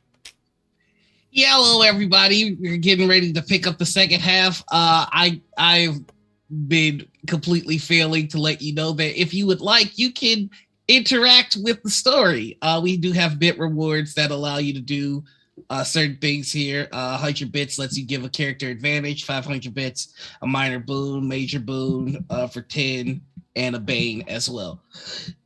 So if you want to interact with a character, if you want to make them hurt, or if you want to give them a hand, that option is there for you. That being said, let's get back into the story. We're going to be kicking off with Eugene having a discussion with Arabella. So camera zooms in, and where do we find you both? I think we're on the back of the ship. It's the area that's in the back of the ship. Yeah, Arabella's probably just, I guess, practicing having Ariel in her offhand, which I guess is her right hand. I made her left-handed, so just practicing motions of hitting something and then coming in with the dagger, vice versa. Just sort of practicing. So you're just practicing your forms and you see Eugene coming up. Hello. Arabella, I couldn't help but think that you're worried about your family.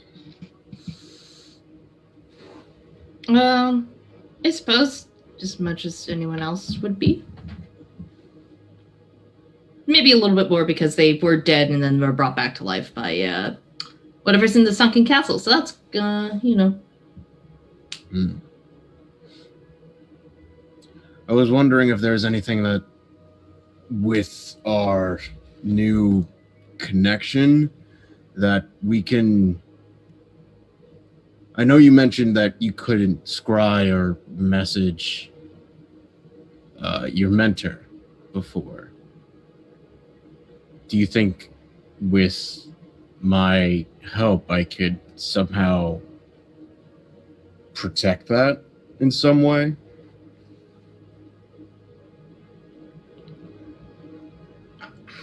I'm not as well versed in the technicalities of magic as I seem you have been, but... Is there a way that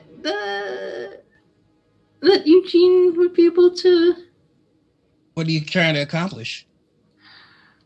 What I'm thinking is that the same way that Maribel was able to kind of act as interference, I'm kind of acting like a wall in between that interference in some kind of way, so that Arabella can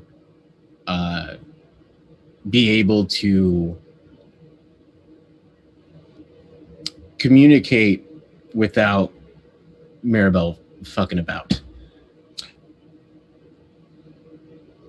How would you like to practice this? I think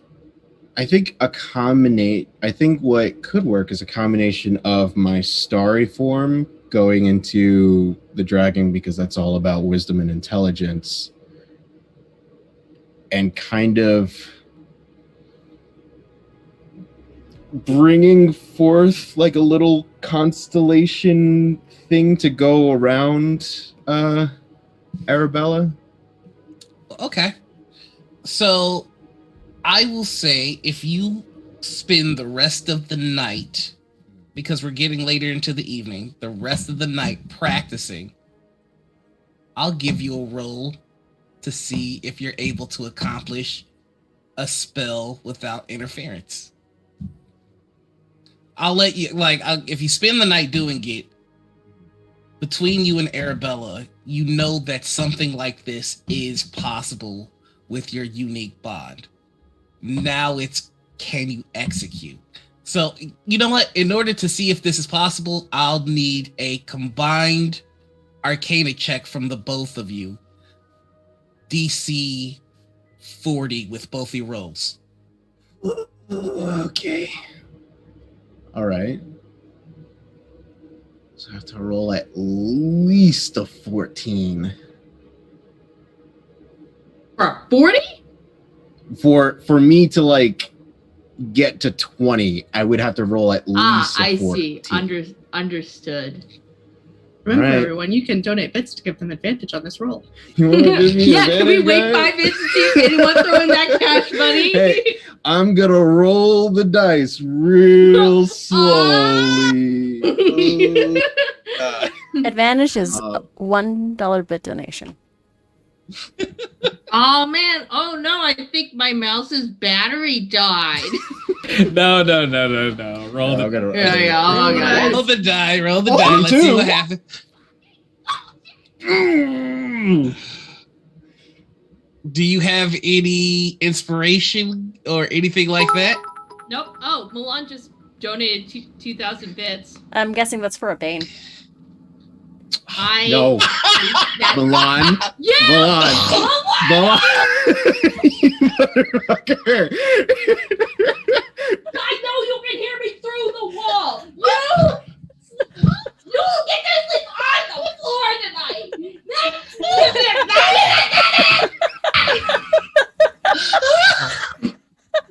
It already didn't work. Like, oh my god, I love it. I love it. Oh my god. Milan, your next message in that chat better be, that's for 2 boons. That gotta be what your next message is. We gotta see what they're paying for. So please put in the chat what that's for. No, No, that's not too $20 bad. That's not- is 1 Bane, or it is Oh my god. 2 major Milan. boons, or Milan. Think carefully, 4 Milan. minor boons. Think carefully about what you... No, it's a pain. Hey, I need 2 seconds. Be right No. back. Darby's just gonna go real quick to strong arm Milan into changing his mind in the other room. Oh my god! No, it's in chat. He wants a Bane, so he's gonna get a Bane. Oh, Damn it. We got a I regret 33. everything. oh my Fucking god! +9 to fucking... I have a +9 to Arcana. So, I don't think even once this entire fucking campaign it has ever rolled above a fucking 15. so here's what happens.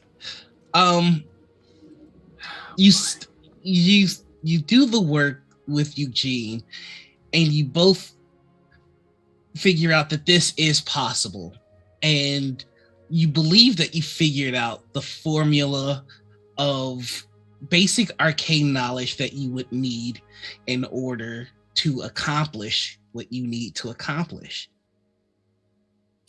In fact, you're pretty sure that you have this. As long as you're careful, everything should go off without a hitch. And so you experiment, you practice. This is going to cost a spell slot from both of you, a first level spell slot from both of you.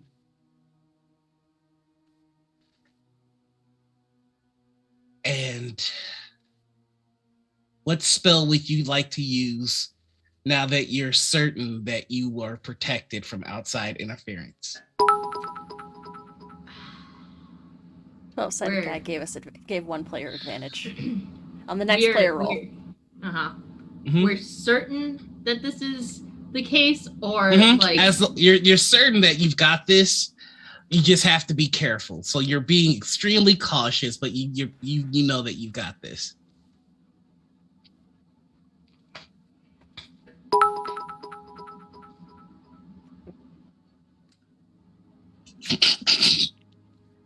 I'm about to go on a long car drive somewhere where Milan is not going to be able to find me. Focus, Now I'm about focus. Bring Focus it up, back in. focus up. Bring it back Alright, in. bring it back. If Arabella thinks that this is a safe thing that she can do, without interference, she is going to try and cast Sending. And who are you trying to send to? If she thinks it's safe, she would try Cyril. But, Okay. And so... I, the player, am cursed with the burden of knowledge. Yes, you are. Cassandra. So you say the words of arcane power and you do all the necessary gestures for the sending spell. And Eugene, you put a hand on Arabella's shoulders. And Arabella, your skin becomes pitch black with tiny dots of stars that color all throughout and dance through your skin. You share in this starry form with Eugene. And you feel your magic strengthened. And the natural assumption is that it's being strengthened by Eugene. But it's getting stronger and stronger, and you notice that your pull, your magical influence, isn't able to just reach out to the veil, but into the entire world. And this is an exciting revelation, as you can see anywhere, you can see anything. And then you look towards the captain's quarters and you see a day standing there and you hear, "I will be watching a day, Zuko." And you look down to the lower decks and you hear, "The ground, the dirt is an important thing. It is where you come from. It is where you will return. Never insult the dirt." You feel the power that your friends are acquiring. And you look all throughout the world for Cyril. And then you hear a voice whisper in your ear, "No. Focus." Is this a familiar voice to me? Yes, it is. A voice I like? It sounds a little like Borwin.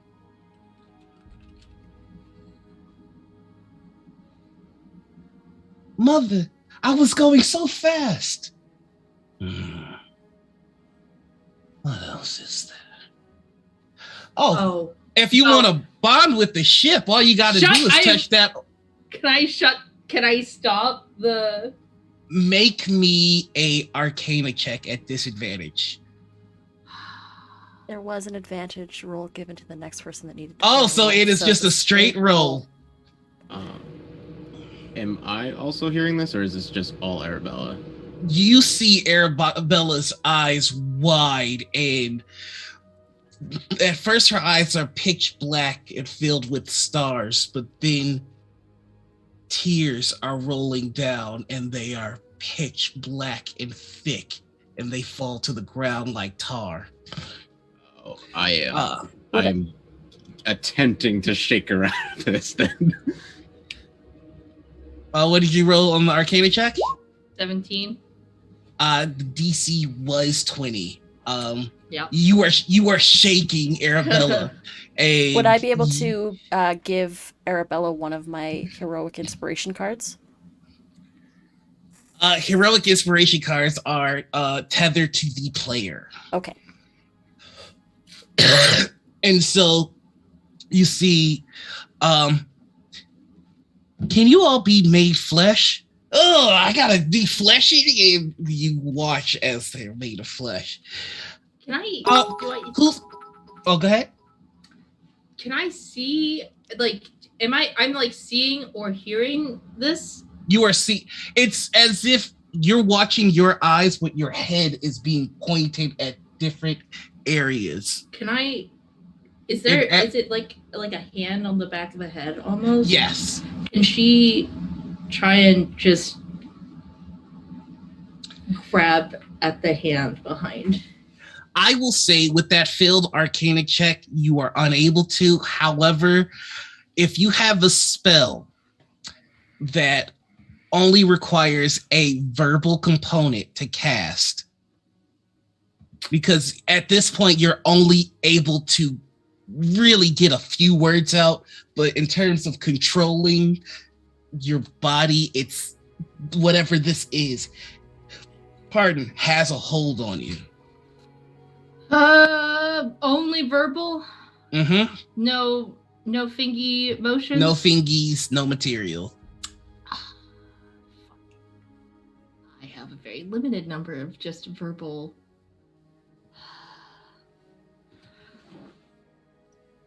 I don't know how helpful it will be. Get creative. I want to see what you got. Oh, yes. Okay. Can I try? So you're going to be captain? Yes, you're captain. I have a spell of a verbal component. Mm-hmm. But the target has to be something I can see. I can't see this person. Okay. Get creative. Let's see what we got. Can I force my head around to see? Unfortunately, especially your head is like a camera, and that's the thing that they're putting their most control over. I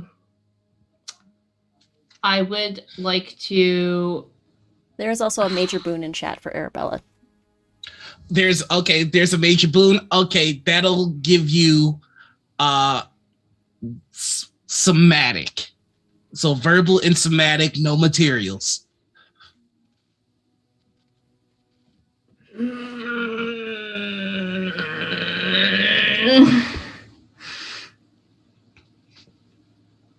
Can I do then? Now you look back in the distance and you see Bahamut. You must wait the children of magic. Dispel magic? Okay, tell me how this works. Paint a picture. There is an invisible hand grasping at the back of your head, watching your moments throughout time and learning this information. What does Arabella do? Arabella is going to.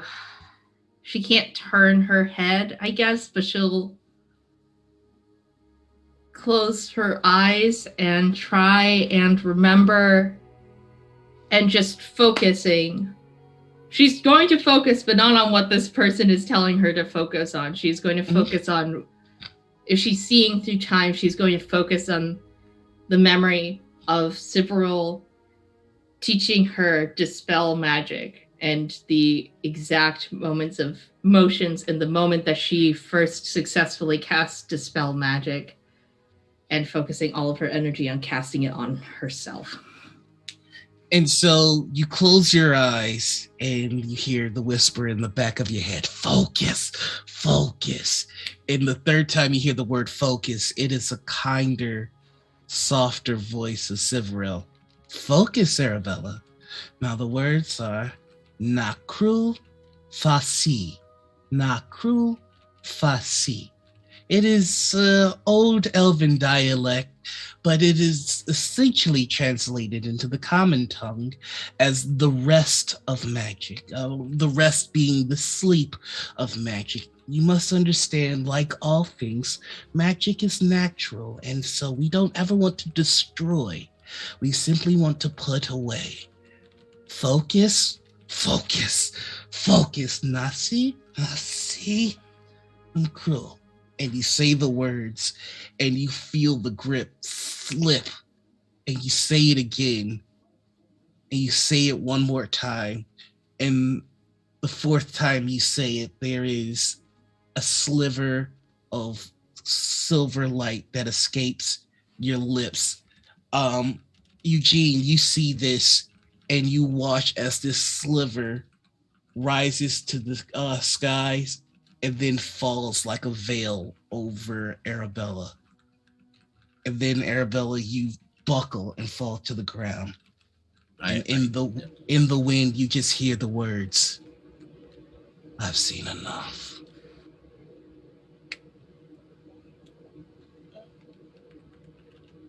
Definitely Eugene before Arabella buckled was literally just kind of like about to cast a spell, and then saw Arabella like start to buckle and catches her. Hey, Arabella. I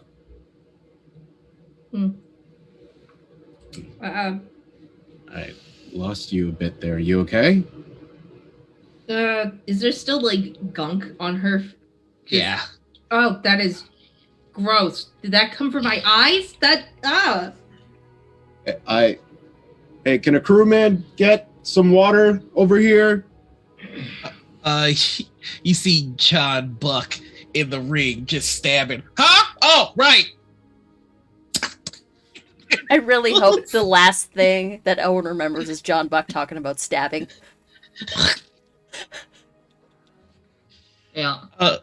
But water comes shortly, and it's fresh water.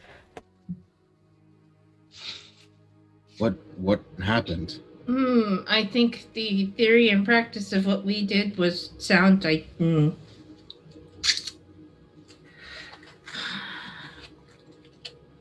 the intruder wasn't Mirabelle. It was him, wasn't it?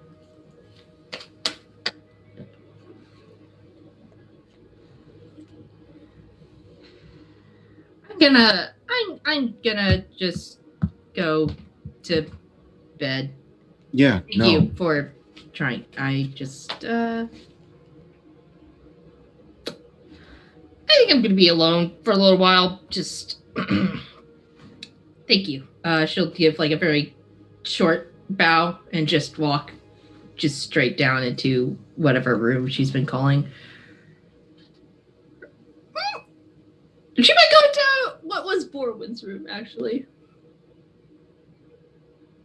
And just shut the door and sit somewhere. When you lie in bed, you hear at the desk next to you in your room the sound of writing.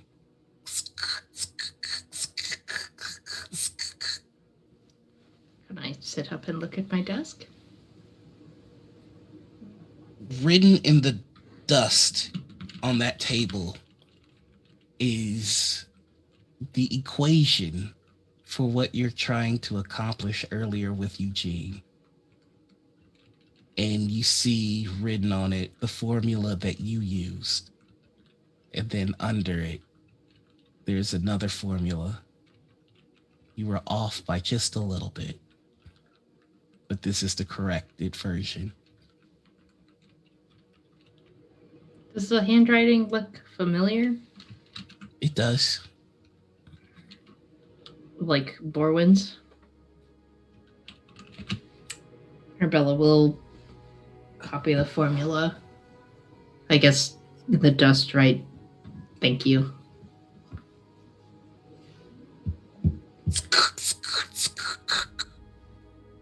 I'm sorry.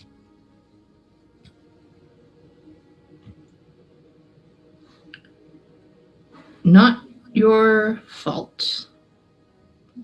Hope you're well. And then where you wrote "not your fault," everything after that is erased. And then there's a comma. And then "not your fault yet. ...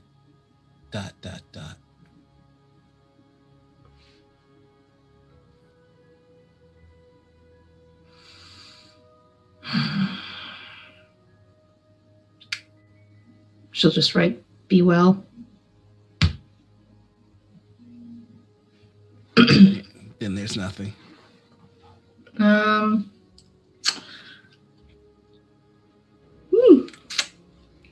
just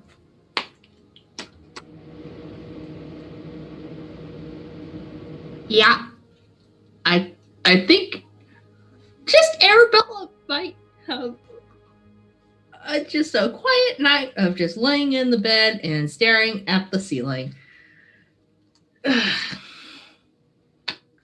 I didn't think I'd see my sister. What the fuck? Look, did Arabella hear that? She'll look around for Nobody Mirabelle? around. No.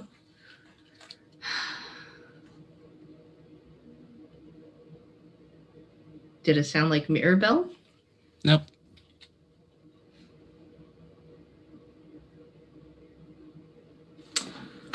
What are the other names of my siblings? Does it sound like one of my siblings? Nope. Who? Your friend. She has my sister.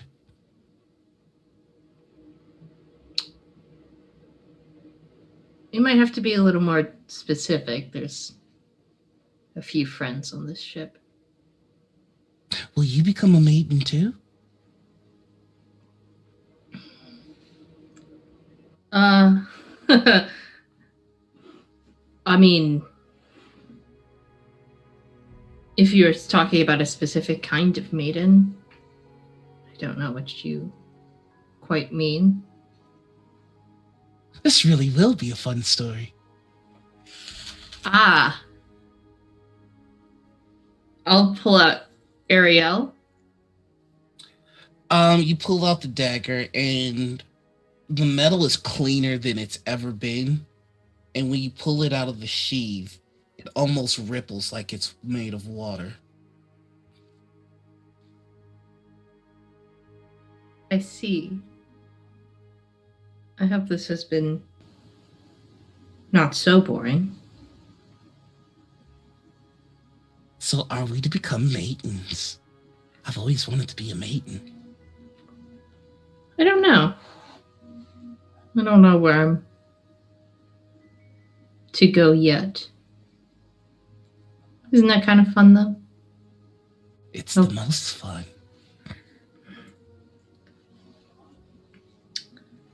Hopefully you picked the... Hopefully I will not disappoint. So far we have a captain and a... You worry too much. Hmm. I don't like it when you worry. I like it when you're mad. Well, that makes one of us.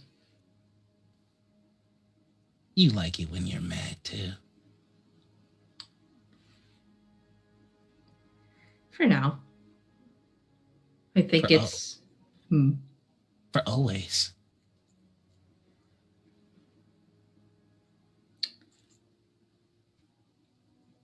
I bet I can prove it. I bet I can prove it. Well, go on then. You look up and suddenly Mirabelle is coming at you with a knife. Oh boy. Can I... Do I have anything in my hands? You've got the dagger. Can I parry it? You parry it and it... The image of her splits into pink smoke. Didn't even think about it. You're so quick to stab. Wow. Parrying is not stabbing, as I'm sure John Buck out there would agree. You think so? Yeah, I mean, I didn't hit her. Parried the knife. I know what you were gonna do next, and it was gonna be messy. What I would like to do versus what I should do are very, very different things.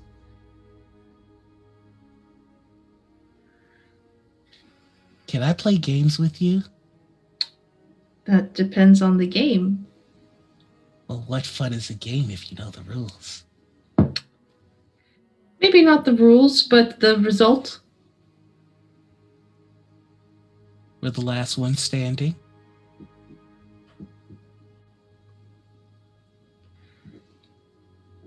Standing from what? All sorts of shit. Am I the only one going to be involved in this game?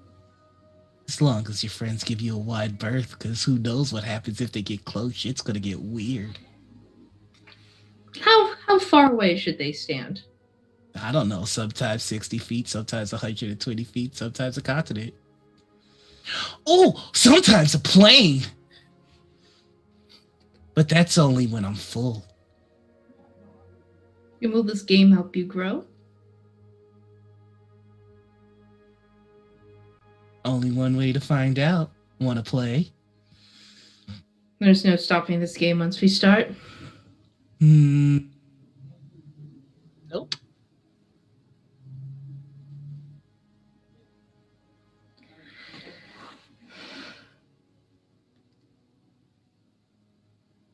Let me think on it for a night. Boo! Thinking's overrated. All you do is read and think. Yes, well, we're about to enter into something very, very interesting soon, I promise. Fuck that. I want fun right now. And you find yourself standing by the you find yourself standing by the door, and in your bed is another Arabella made out of the same crystal rocks that a day makes. Your friend does that, and now you did it.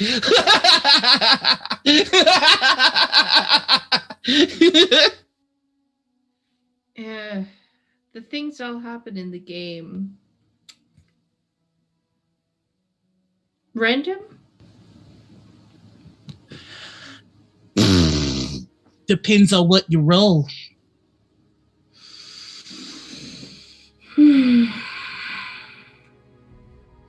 Hey, who am I? And you feel like a jutting from your back. It wings. Your friend does that too. Is this permanent? No. Want to see what my friends do?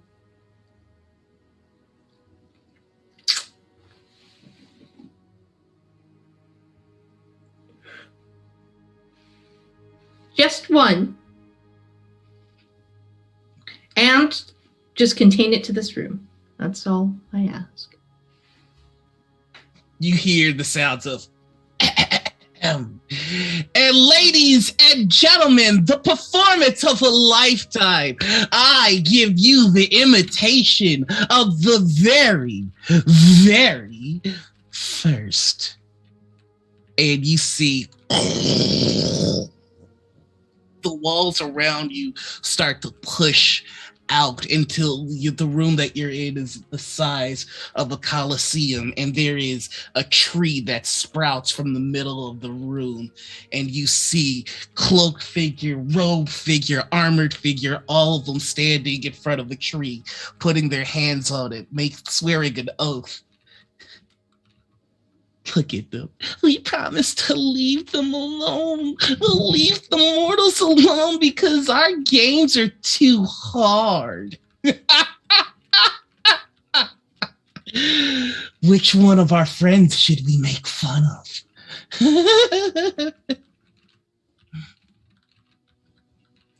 Looking at these figures, do they look familiar?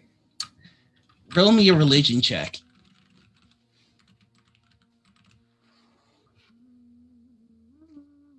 Mm-hmm. There's Peller, there's Bokob, there's Weejust, there's Vecna, there's Obit High, there's Cuthbert, there is, well, every god that you know is touching the tree, swearing the oath.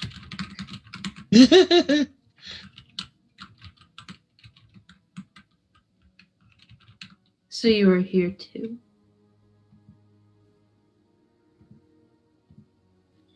I was there, and you see she points at the base of the tree.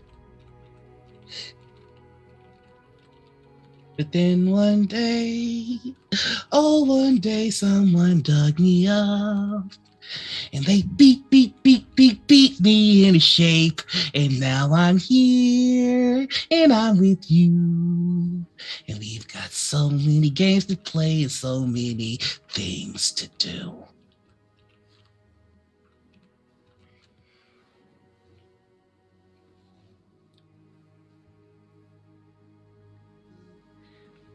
For the things to happen, will it be whenever or just when we're in a mood? Bart, now let's have this conversation somewhere fun. You are 500 feet in the air and just falling, and the dagger's flying by your side. Like, and you can't.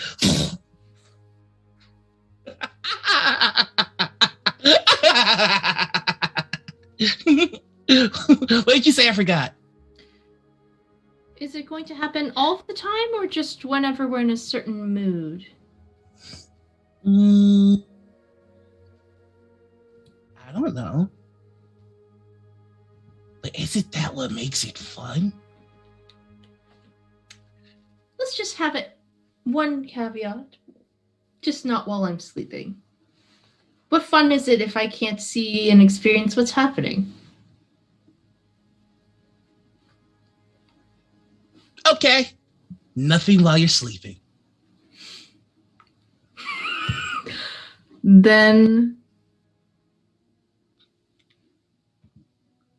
shall we play a game? I thought you'd never ask. And you find yourself at a room at a circle table, and you see Shosha and Ade and Yenna and a giant silver dragon and Arabella going, we have to give them a hand. They don't know what they're and they all stop to look at you.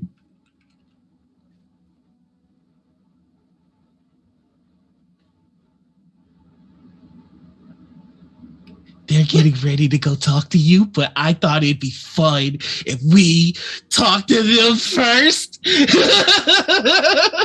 Will she always be this chaotic? Just going to hold up Ariel. What the hell is that thing? Is what you see Arabella say to you. Gotcha! Difference in timeline. I've got a chaotic sentient dagger who is going to play a game. Bye! And you're back in your room. You are certainly something. I'm tired now. You should feed me soon. What do you eat? What do you think daggers eat? How much do you need to be fulfilled? And how much do you need to eat to never want to eat again? Wait till I die, but would some of my... Well, I can't do that. Would some from me be enough? I'm just gonna hold Ariel. I need to eat until the plate's clean. Well,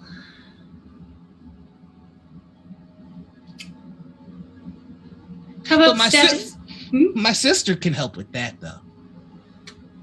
You want to go find your sister then? Oh, she's already here. Can you lead me to her? I don't quite know. Shosha, where are you? I hate you so much. Oh my god, I'm finding Yenna. I'm walking up from the goddamn bottom of the ship trying to find Yenna. I hate you so much. What? You're walking to go find where Yenna is, and Arabella collapses on top, like just like almost out of nowhere, honestly. Yeah, Arabella's holding Ariel very delicately up, just like, Arabella, what on earth? Okay. Did you happen to acquire a dagger of sorts recently? Yes. From a maiden? Yes. I think she'll delicately just like, it's like, oh wait, I have a dagger! Ah, I can show you how I'm holding her! Hey, who doesn't just have their daggers right here, ready to go? She's just very. Am I allowed to hold this up on screen? Like, Yes, we're I not. mean, Okay. Noir just did it right now. Okay, cool. Just like she's just going to be like. So, do you remember that I acquired this? So, she's been talking to me, very recently. Okay. Your dagger and this dagger might be cut from the same cloth or honed from the same iron, so to speak. Is that right? Is that the right phrase? How would you phrase it? I'm just looking at the dagger, Ariel. The dagger is not making a sound. Of course you want to be boring when it's I not. was actually going to come see you in a little bit to ask you about my dagger because I'm not honestly sure what it is or does. Might I see this dagger? Sure. And Shosha will hold up her hand and the smoke will congeal into a dagger. Any reaction from Ariel? It's just a piece of metal. Josh will flip it and hand it to her hilt first. Okay. Yes, Milan, this is your dagger. This is what you get for being a little scummy wummy.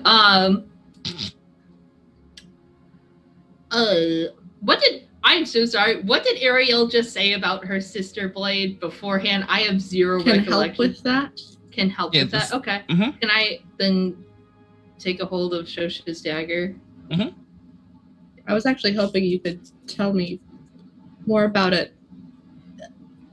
I know that I'm probably the last person in the world who should be saying this, but I'm sorry, you've been talking to inanimate objects, and that struck you as a good idea. Well, she sort of talked to me. She gave me wings for a second, and then made a double of a day. It was wild, and I saw the gods swearing an oath to not mess around on the mortal plane. Also met ourselves beforehand, from the future before we fought them. In any case, I'd like to cast Identify, please. Shosha's blade is a +1 dagger of wounding, and once per day it can be filled with a poison as a bonus action. That poison can come directly from Shosha. Okay. And anybody wounded with the blade, once it has the poison on, does get a disadvantage on their Constitution save against poison. Gotcha. So poison is great for someone who utilizes poisons, as your family and you tend to do. You can fill this with a poison and hit someone with it real hard, and it will. If they don't succumb to it the first time, they'll probably succumb to it the second or third time you hit them with it. Wonderful. And how did you know that I acquired it? Because I was fairly certain I was alone. You mean talking to a lady who said that don't insult the dirt? I saw that too, briefly. Did not see the whole conversation, just saw that tiny little fragment of it. I've had a very stressful day. Can I cast Identify on Ariel? Yes, you can. Immediately what comes to you is words in a bunch of different languages, and it will take you about 30 minutes to decipher what they say, unless you want to cast Comprehend Language or something like that. I don't have that spell because I do a dummy. Yep, nope, I don't have that. Okay. So 30 it'll take about 30 minutes to decipher what you got from the Identify spell. Okay. Can I do that at a time after I finish talking to Shosha? Because I feel like it'd be really awkward for Shosha to try and talk to Arabella while she's just going like, and that verb means this and that. I mean, I could always leave and go do what I was okay. gonna. Nope. Okay. But just this is yeah, it's a lot. This dagger, as a day can tell you, this dagger has a name. It talks and was forged from iron that was dug up under the tree that the gods swore an oath to say not to mess around in the mortal plane anymore. So fun. Our Okay. daggers are really, really old. That much I gathered. What exactly does it say to you? Well,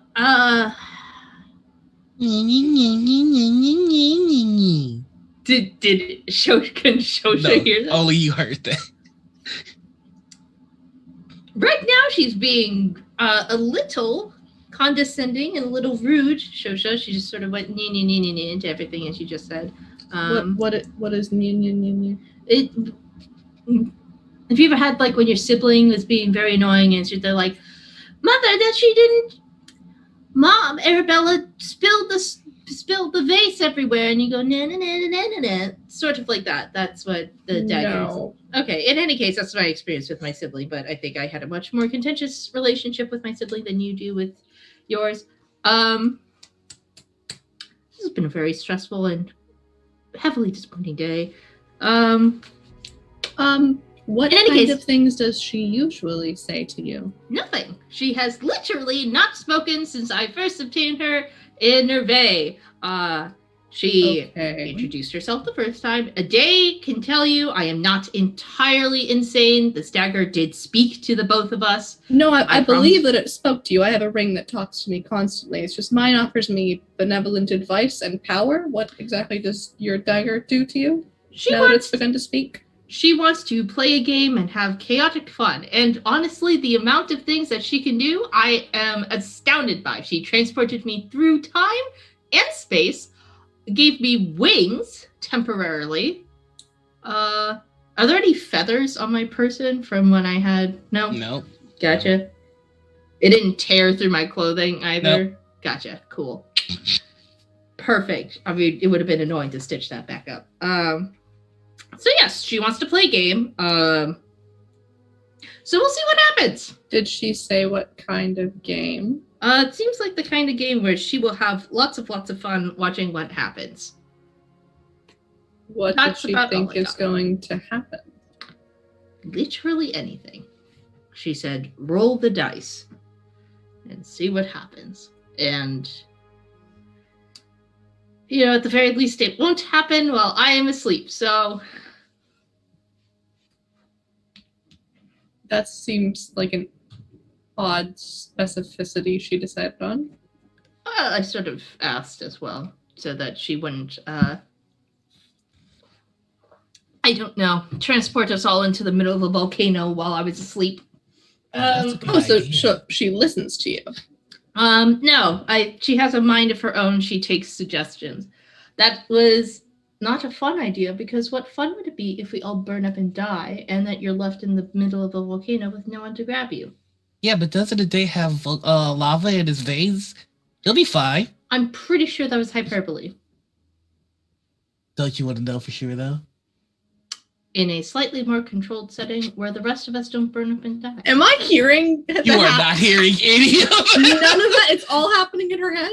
Yes. Okay. In any case, I need to go Arabella. translate about 30 different languages. I'll let you get on with your night. Okay. And has Shosha told us anything about being a Viridian maiden and what that means and all that jazz? I Nope. told you that about my blood being all the things now. Mhm. You're a maiden of some sort now? Is that what the name for it is? Rather personal question. But a Viridian maiden? Yes, I'm fairly certain.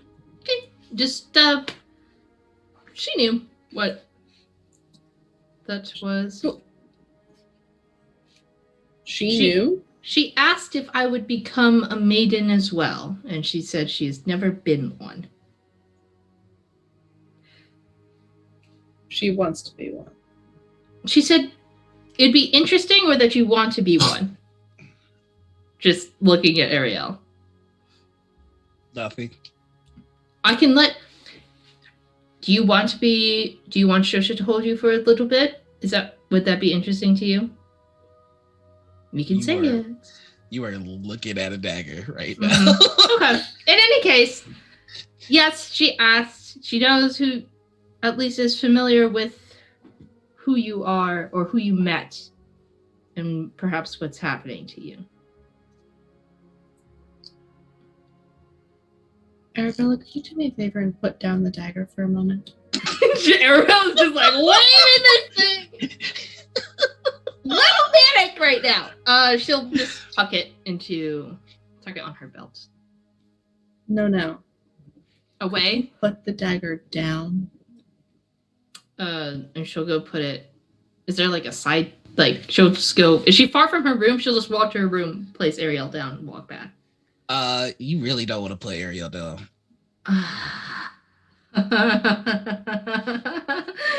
I'm going to try really hard. Roll me a wisdom save. Oh boy. 19.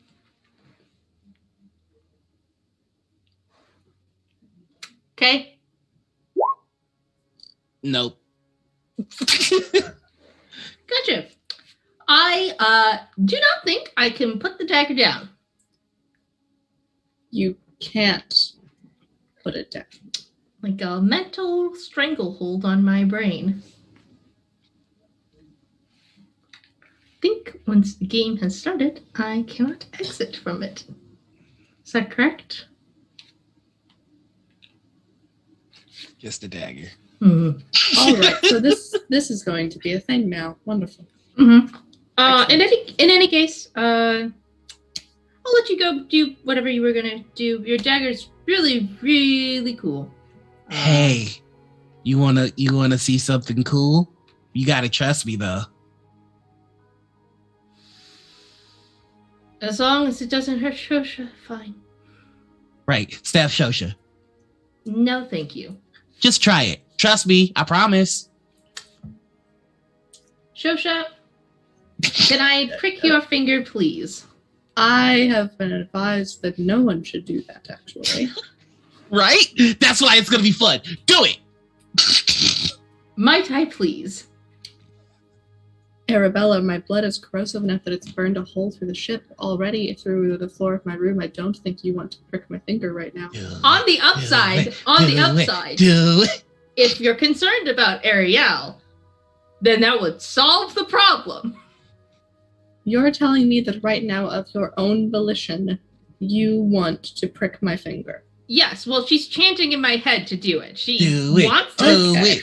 it. So, Okay. just Hey, Noir.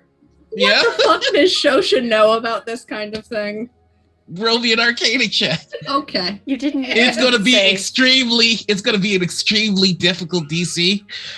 Because this is chaos. Like this. Yeah. You know, I there's just- no better way to instill trust in someone than saying, well, the magical dagger that you're scared of is chanting in my head.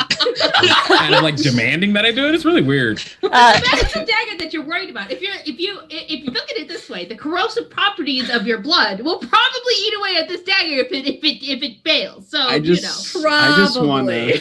I just want to think and view that interaction was it's like stab Shosha. It was like as long as it doesn't have anything to do with harming Shosha, and then Shosha's like, wait, what? That's even better. Okay. I'm gonna roll an Arcana check now. Okay. Let's see. Given how my luck has been tonight. All I'm gonna say, Harp, is that you didn't really need to say anything else after the 3 words after Hey Noir. Just Hey Noir. What the fuck? I am going to spend my other thing. Mm-hmm. I'm gonna re-roll a d20 I just rolled. I'm gonna save it onto that one too. Dang it. Nope. We're not letting the goddamn cursed dagger onto the goddamn team. 18. Hmm.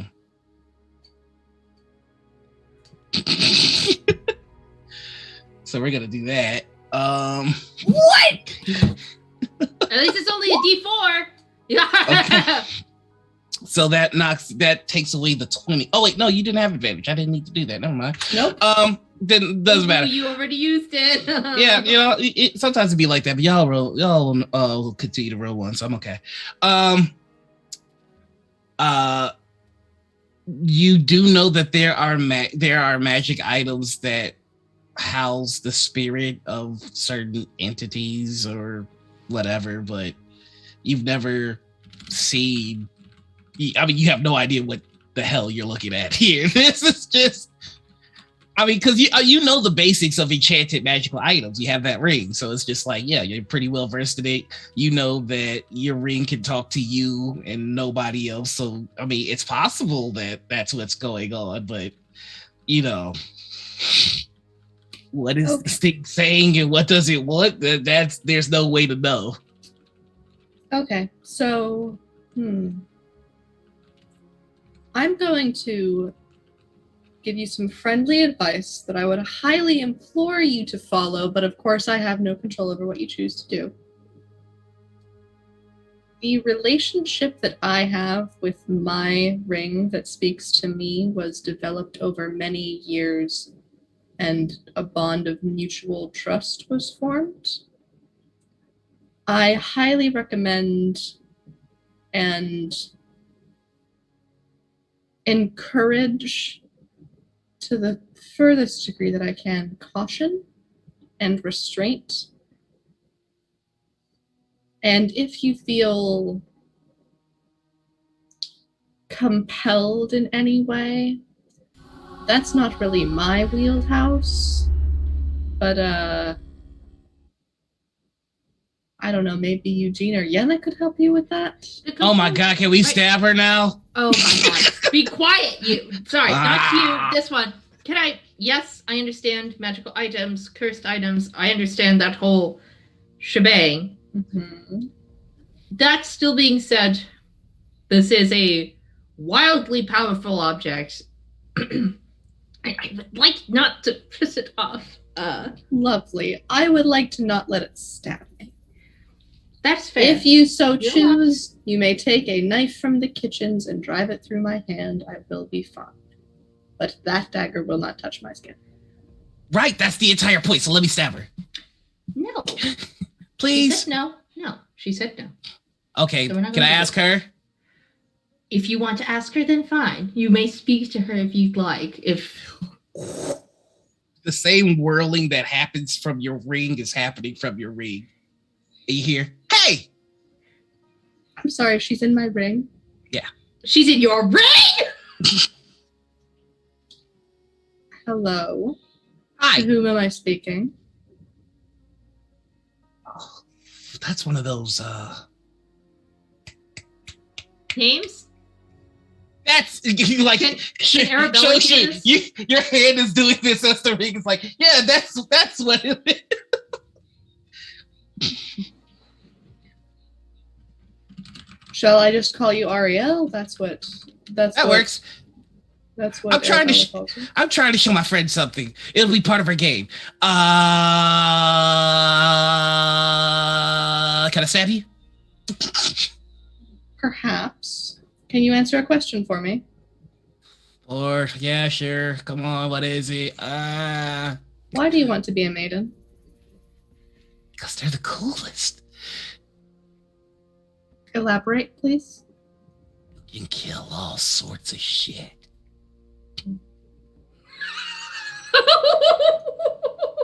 I would like to think to the ring of Solus, can you kick her out, please?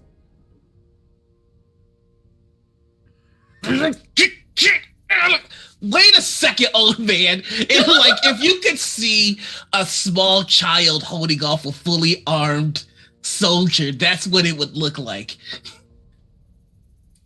I'm gonna get out of here because this place sucks. Everybody here is already dead and not the fun kind. Can we stab you or what? No. Oh, fine.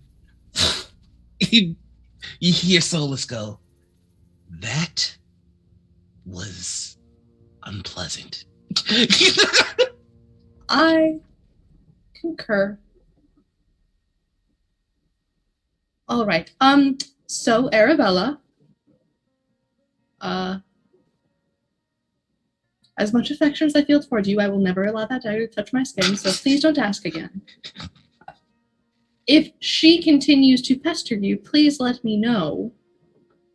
But because she seems to do things of her own volition. You're I'm going to go muted. find Yenna. Arabella, you're muted.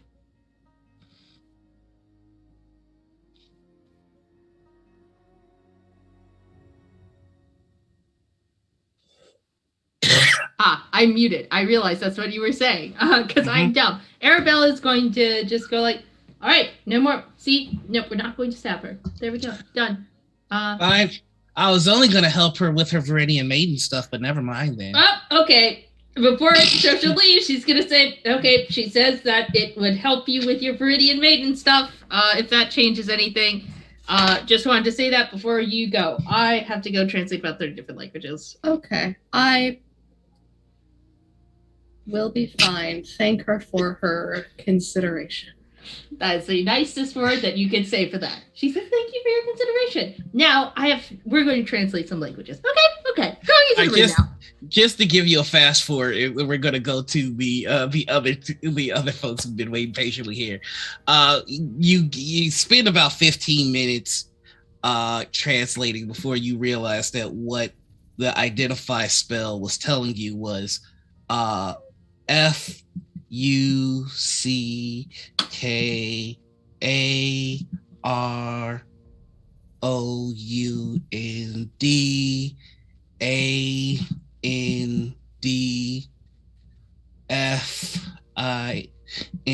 Fuck around and find out. God damn it. Is that all you do is fuck around and find out? That's all we do. Okay. You're not going to make me do things. You're not going to compel me to do things, are you? Well, if I were going to compel you to do things, you would have stabbed. You would have stabbed Shosha, wouldn't you? I suppose. All right. Well, that brings me comfort. This is going to be interesting. Yeah. I like when you feather fall. Anyway, you're in the sky. Am I above the ship at least? No, you're in your room. I'm just floating in my room. She made a pocket dimension in your room that's at least 500 feet around, okay. and you're just falling. You know what I realized? I don't actually have feather fall. I Levitate, baby. I have levitate. But yeah. You casted it once already today. You Uh-huh. only get it once. So I she's only like, get levitate once per day, Ariel! what the hell? Oh, well. Get it what you want from me! Ooh, we got to figure this out. You've only got about 6 minutes before you go splat in a weird way. Well, you have a way to make me not fall to my doom? Do you have a I was feather kind of fall? counting on you to solve this because, you solved it last time. That is not how this works, Ariel! Don't solve a problem once if you can't solve it twice, or else you'll set a terrible precedent for me. Yenna's wings. Can the wings again? Oh, Yenna can only do that one time per day, too. How about, can you do bat wings or something of that nature? Or here's something fun. How about a Pegasus underneath that is flying beneath us that I can ride on down? You want me to create organic matter for one purpose in life and then dismiss it after I'm done having my fun? Then we can That's release it sick, to the wild. cruel, and unusual. I can't Oh believe you would even suggest something like that. To just create a living being for temporary service? Oh my God. Let's do it. We can release it to the wild. We don't need to kill it. You see the skeletal and muscular system of a Pegasus coming into creation. And this majestic Pegasus goes, I am here to save you. And you land on it, and it gently brings you back down. And it goes, I'm so glad that you're safe, Arabella. Are you well? Yes, and you will live a full and wonderful life. Oh my God! Yes, it's constructed and unmade into nothing. Once upon a time, there was a Pegasus that was created by by a chaotic dagger born from the iron underneath the tree. The gods swore an oath to not meddle in the material plane anymore, and that Pegasus, while was being unmade, was given life yet again and would live a full and happy life, completely unharmed on this plane of existence. Oh, I can do that too. Yeah, Krona was telling me a story by the tree. And the Pegasus is being made again. I'm alive again. I am so sorry. Do you have a name? Do you have a name? There's a Pegasus crying. Sorry, friend. Mr. Ariel, that was not very nice. You did not listen to the rest of my sentence. You were the one that made it seem like you could just float at times, and now it's my fault that we made and unmade a horse. Not a horse, a Pegasus who is named... What's its name? Please leave me alone. I am so sorry. I am so sorry. You are free. I will get you to the bow of the ship, and you can fly wherever you want. We're over this area that has nice lush green nature and forest and things that might please you. Okay. All right. I'm so sorry. I'm just going to you're going to have to just follow me. You might have to duck a little bit. I hope I'm so sorry. You hear Ariel go, well, actually, and then the horse trots out, and then it's instantly unmade again. She goes, the children of magic haven't woken up yet in this? So until that happens, Fey creatures like this can't exist here, as it's an affront to the united courts of the Feywild. Okay, so when we go to the Feywild, can we ask them to give this poor Pegasus, who has lived again and died yet again, a chance at a normal life away from any trauma? Is that something we could do? I mean, we could bring other Pegasuses here, but that Pegasi is very dead. I feel so bad. Also, who actually made you? Did the person I met who had you, did they actually make you? Did they actually forge you? Oh, one of the times, yeah. So do you exist outside of time? Well, it's kind of hard to exist outside of something that you're made out of. You're made out of time? A fracture of it. Okay, cool. That's interesting. That is actually very, very, very interesting. And the camera's going to zoom over to, fortunately nobody heard all of this nonsense because it happened in a pocket dimension. Yenna, what are you up to? Yenna's just playing solitaire. Nothing that I can do is ever gonna top this. Yeah, Eugene just goes to bed. I'm done. She just goes to bed. And Dave's walking around like, man, I've had a pretty chaotic day, you know. Today's been pretty wild for me. Crazy. I think I'm gonna turn over tonight. Get a race to dragon, like that's about the tops of their day. Like there's nothing that I can do that's gonna even come close to that chaos. Oh my god. Wow. Okay. Well, if nobody else is doing anything, go ahead, Shosha. I'm so sorry. Shosha's still going to find Yenna. No, we're good. We Okay. can continue this. Absolutely. I'm just setting up what Yenna's doing when you find them. Okay. Oh my god. Oh, how do we? I just need like 5 seconds just to recover from a Pegasus being made and unmade thrice. That was straight out of Charlie unicorn. That is so shit out of Charlie the Unicorn. Oh my god. I was gonna name him George, and he was going to have a happy You life. named No. him in your head. That's the problem. Oh. Oh, okay. Okay, this is what happened. Okay, everybody. Or I'm gonna throw the hydrate command into chat. I want us all to have like a nice drink of water. I want us all to stretch. And I want us all to do a quick posture check before we continue on with this. I just love it because Darby's been like, when's Ariel gonna do something? And I wrote out what Ariel's gonna do, and I'm like, okay. Nothing good. Nothing good. I finally finished my D100 chart for Ariel, so it's just like, let's go. Okay. Deep breath. So Shosha will make her way to whatever cabin that she knows that Yenna's staying in. And Come in. hello, Yenna. Hi, Shosha. Would you like to play cards?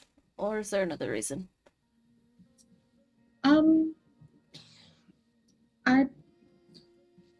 I wanted to talk about something.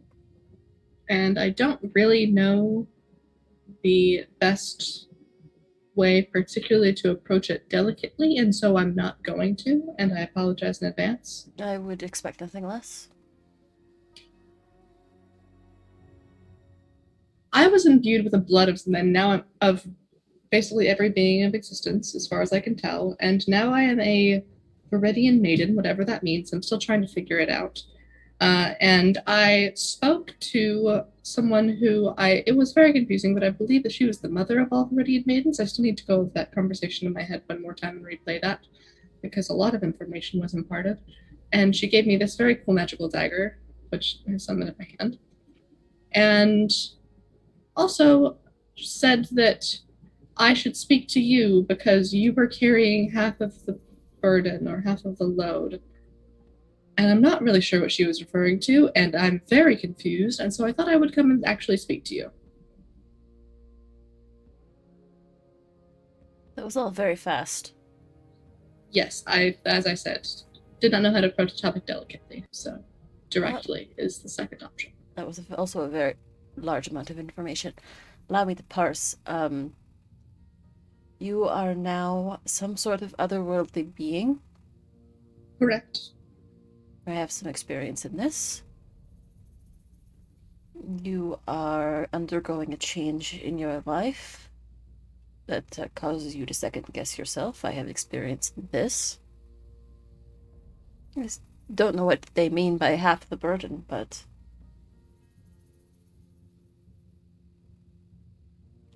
at least I can help you with the other things. Have a seat.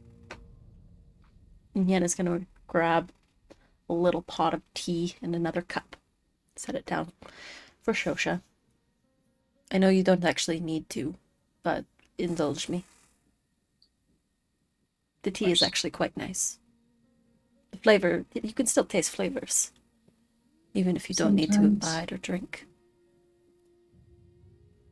They're not quite the same, but Nothing ever is when you've undergone a change, or you've lost something in the process of gaining something.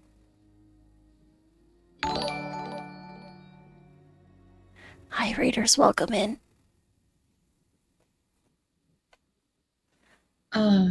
yes, about that.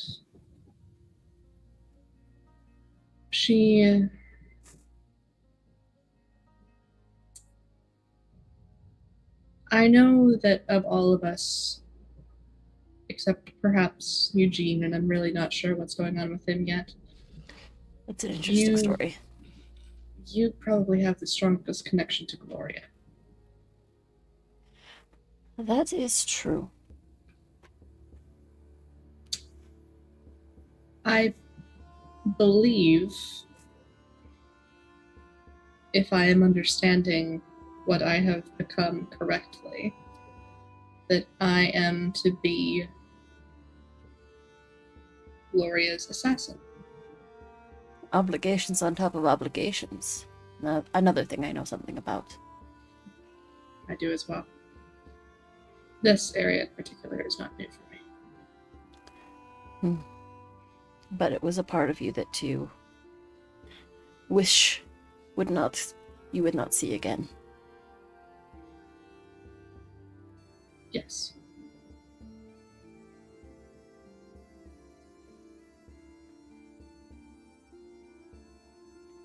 Your heart may not beat, but your heart is a good one. And you are not at fault for the things that you have done in your past. You can take responsibility for them, sure. You were the one that swung the sword, you were the one that slipped the poison into the drinks. That does not define who you are. Killing doesn't define who any of us are. We contain multitudes. It has shaped who you are, certainly.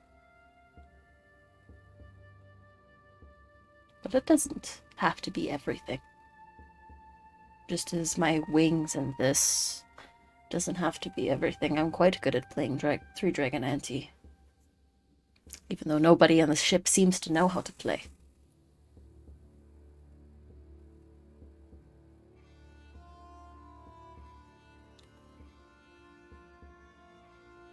I'm going to touch Shosha's hand real quick. Give it a gentle pat. I am accustomed to obligation and comfortable with it. I actually quite enjoy it. It gives me purpose, gives me direction. I don't think that very many people are as blessed as I am to know what the point of their life is. But I do not appreciate when I am being guided forward without being able to see the path. Even less do I appreciate being shoved from behind down a path that I cannot see. The crux of the matter is something in which I am intimately familiar.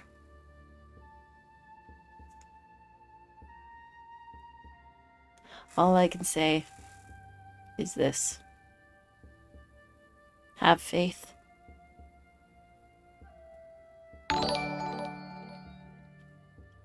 You won't always be on this path. But life takes us in different directions we'd never expect. Hey, Raiders. Hi, Raiders. Welcome in. Shosha, what's your passive perception? Not very high. Does it break 12?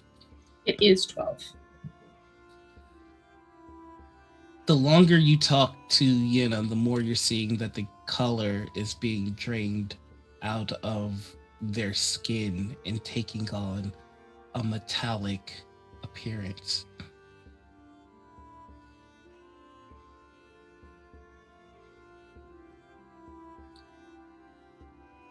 Yenna? Yes? Are you aware that you are becoming metal? You see it when you look into your skin.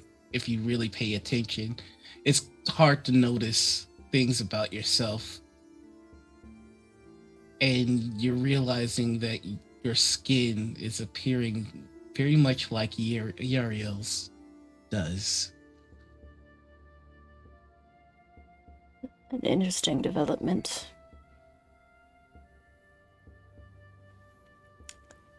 Makes sense, though.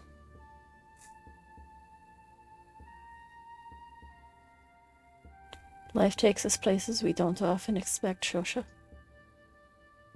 But finding out and getting there is part of the fun bit. A killer isn't what you are. But if a killer is what you need to be, then you can become a killer. Or you cannot.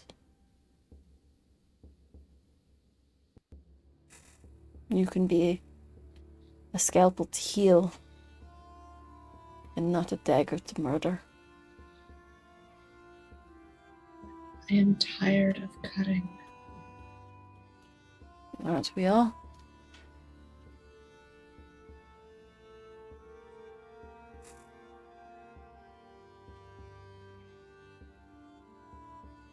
I don't think any of us are living the lives we expected to when we went into the sunken castle. I went there fully expecting to die, yet here I am, and I'm slightly bluish now. Before Sunken Castle, I knew exactly what the course of my life would be. Ah, yes, you would become the matriarch like your mother. It's what I was born to be. And I knew that I would live a far greater lifetime than most, and that I would leave my people in the most capable hands that I could manage. I have a very long time to train a descendant. I was also born to be like my mother. But it turns out I'm taking out a little bit more like my father. I've seen your father before at court. You don't take after him at all. Not that one.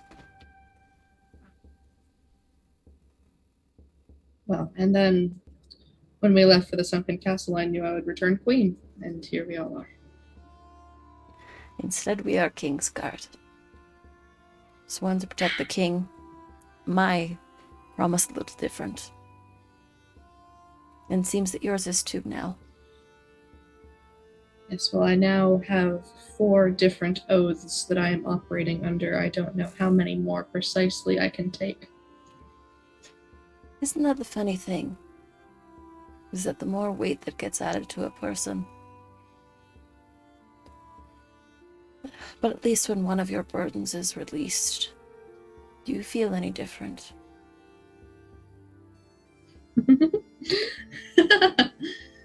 Do you know? She actually released me from a burden earlier tonight. How did you feel?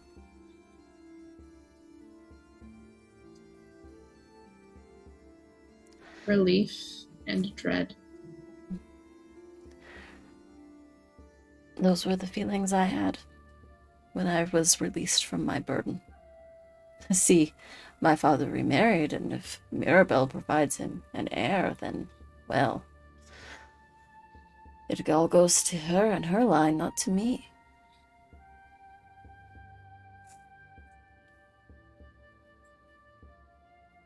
Especially if it's a son.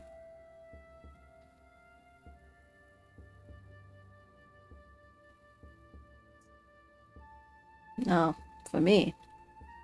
Again, I take after my mother. Did you know her family ruled the lands where my family is from, long before the Steins ever came?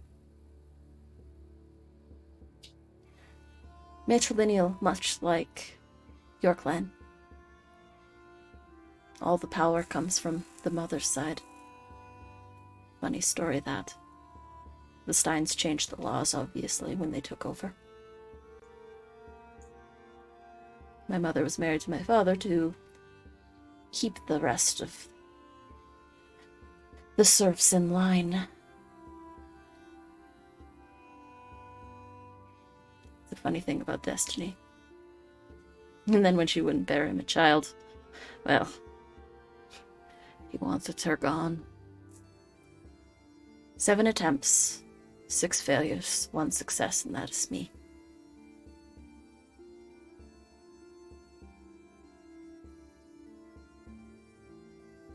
We exist beyond odds. We exist to serve something bigger than ourselves. But this is not all we are.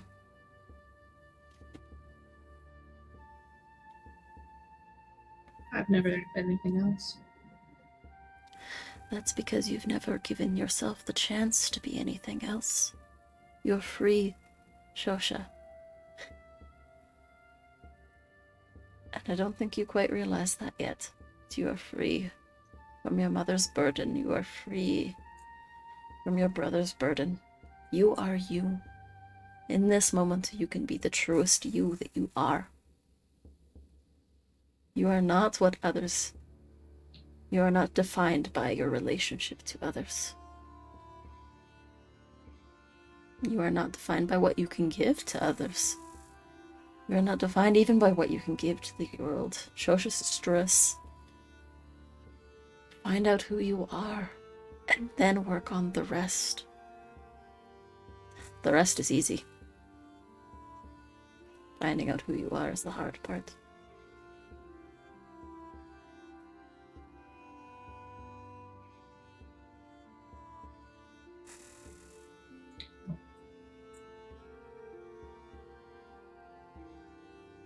Thank you.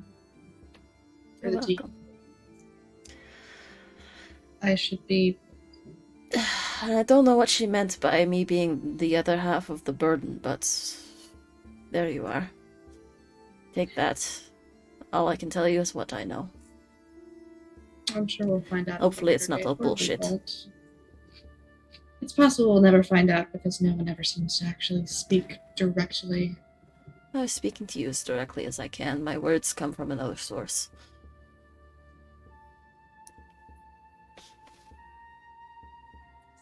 I should let you sleep. I think it's about time that people usually get tired now. I'm already forgetting. How long have you been awake? About 13 hours or so, I should probably. But I need to finish this game. And do you know if you'd like someone to play with? I'm always willing to learn. I'd be happy to teach. Someone on this godforsaken ship needs to be able to beat me.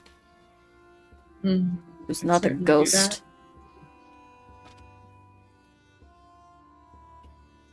Give me 5 days. I think you would give me a run for my money.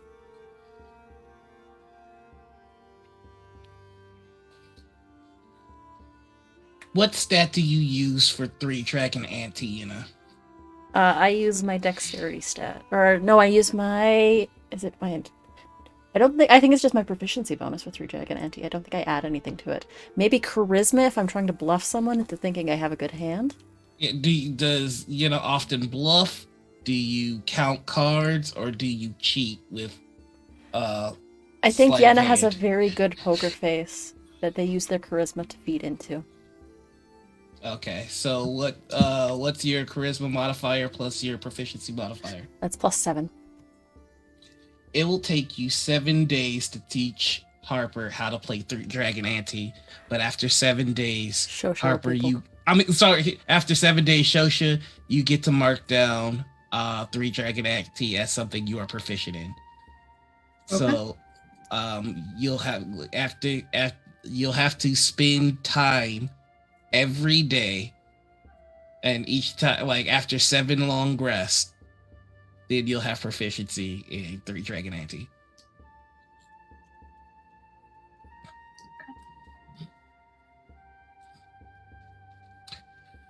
But with that, everyone goes to find their rest. You begin to wrap up your game of solitaire. You're putting away your cards, and you put your chair in, and you go to sit on the bed, and you hear as the chair pulls out and turns to face where the bed is sitting. And you see the chair level as if something just sat in it. Hello. Nothing. I'll pull out the feather. Still you? Nothing. Well, I'm going to bed. It's going to be very creepy if you decide to watch me while I sleep.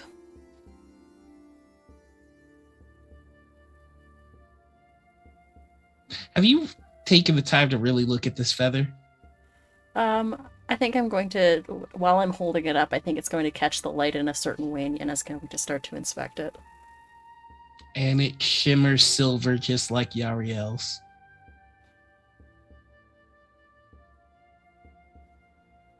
I'll turn And it. when you look through the bristles of the feather, you can see in that chair just a glimmer through the feather of a man with wings out.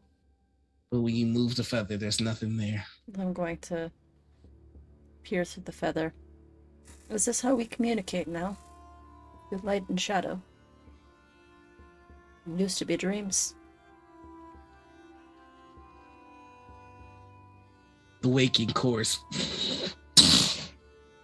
lands on the table and burst into flames. Well, that's And not in the good. light from the sword, you can see an angel you have not met before. A man with pitch black skin and glowing blue eyes, wearing a fine, dark, black and purple robe with embroidery of gold.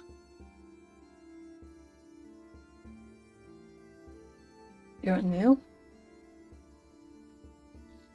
I am the Archangel, Adriel.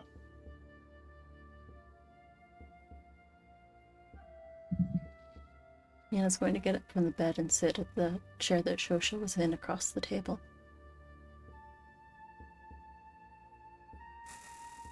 Well then, where are my manners? Would you like some tea? Sit down. Yenna's sitting down.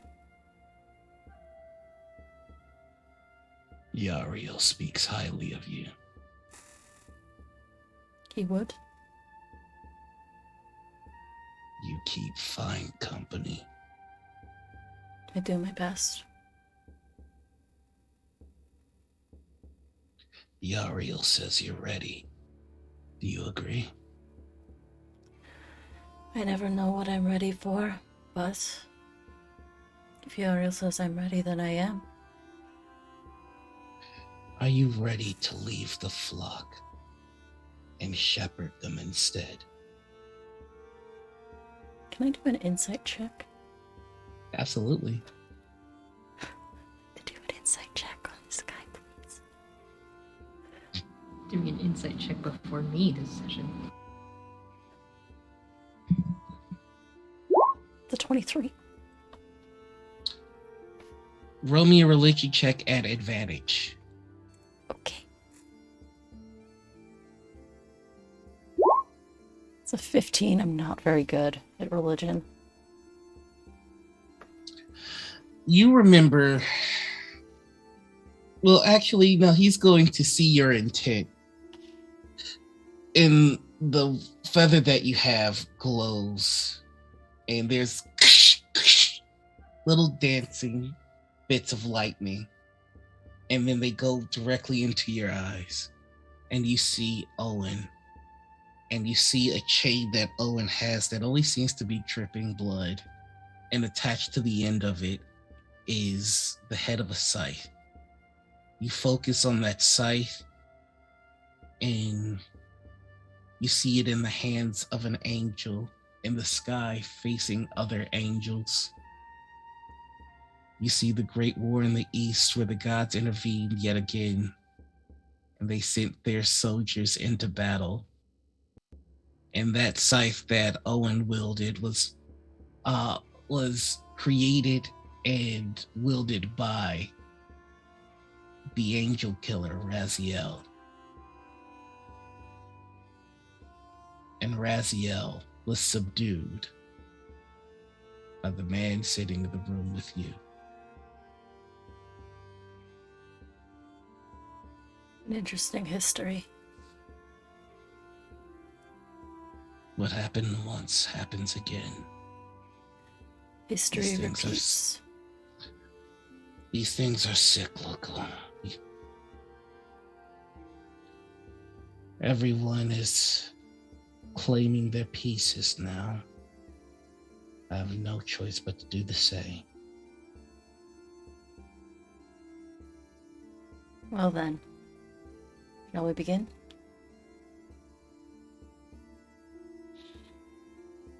Are you ready? No, but when has that ever stopped me?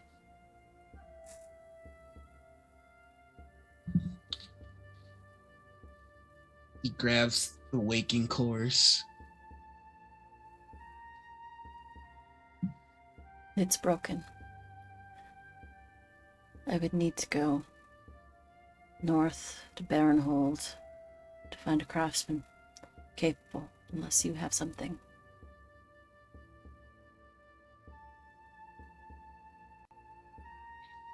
He's looking at the blade with sorrow in his eyes. He's looking at it the way that you would look at something that holds heavy sentimental value. I take it you knew the wielder before me? And the one before that. And the one before that. I learned it was a key. It is.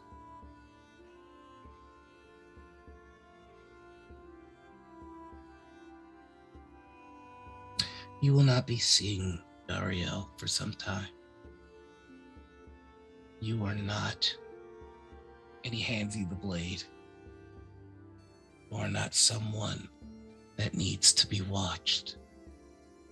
You are someone that does the watching.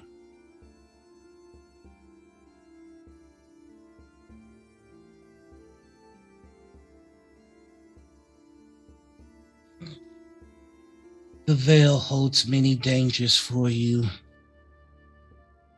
The Fate Courts have all been united under tenuous rule. For good or ill? For chaos.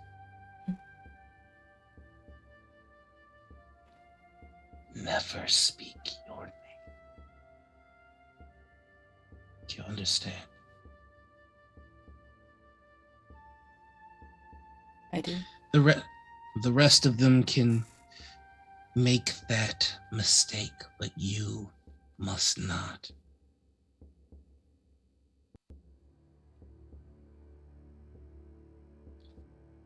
Only yours is a name that has been whispered by the first creator.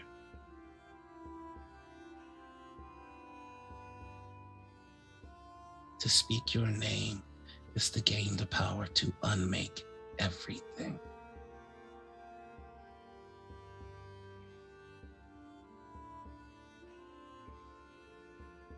What if someone else speaks my name for me? Then all will be unmade.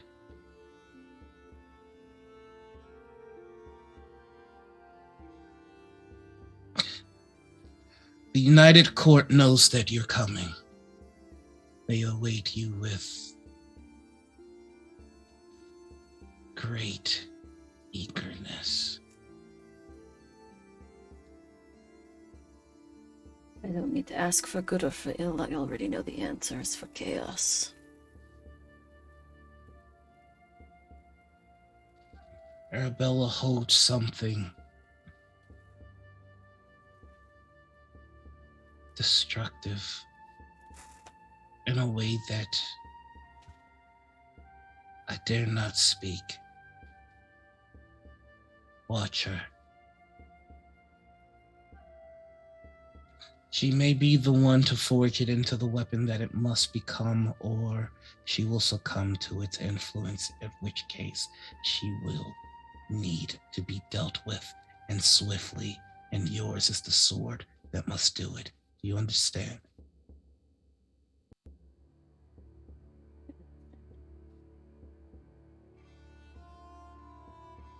You may have love for your fellow KingsGuard, but your loyalty must remain to Gloria.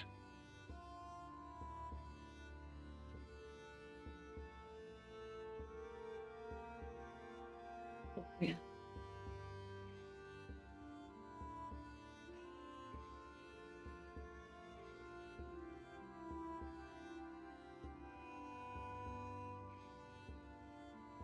He puts 2 fingers to his lips and then presses it to the blade, and you watch as the broken metal fuses and the blade is repaired, and then it erupts into a green flame.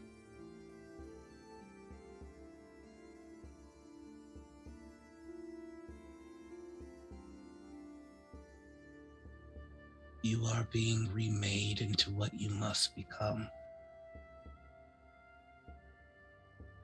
Who you were meant to be. But once you finish that growth, what you do with it will always be your choice. And that is what makes you better than we could ever be. And when he says we could ever be, you hear we could ever be. And you see his legion behind him. And that is why you will be the one to lead us into this war.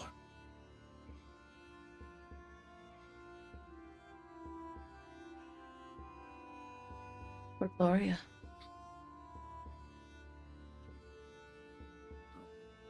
The flame extinguishes from the blade, and the feather falls on your bed, and the glowing dulls.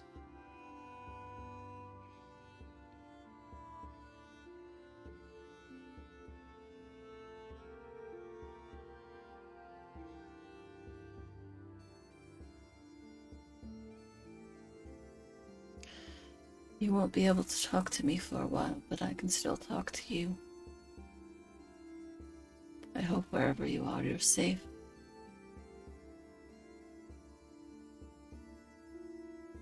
Yana will go to bed. And the last thing you see before you lose consciousness is the feather glow. Once, twice, 3 times.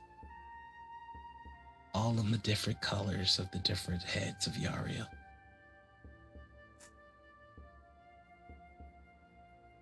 And that's where we're going to end our session for tonight.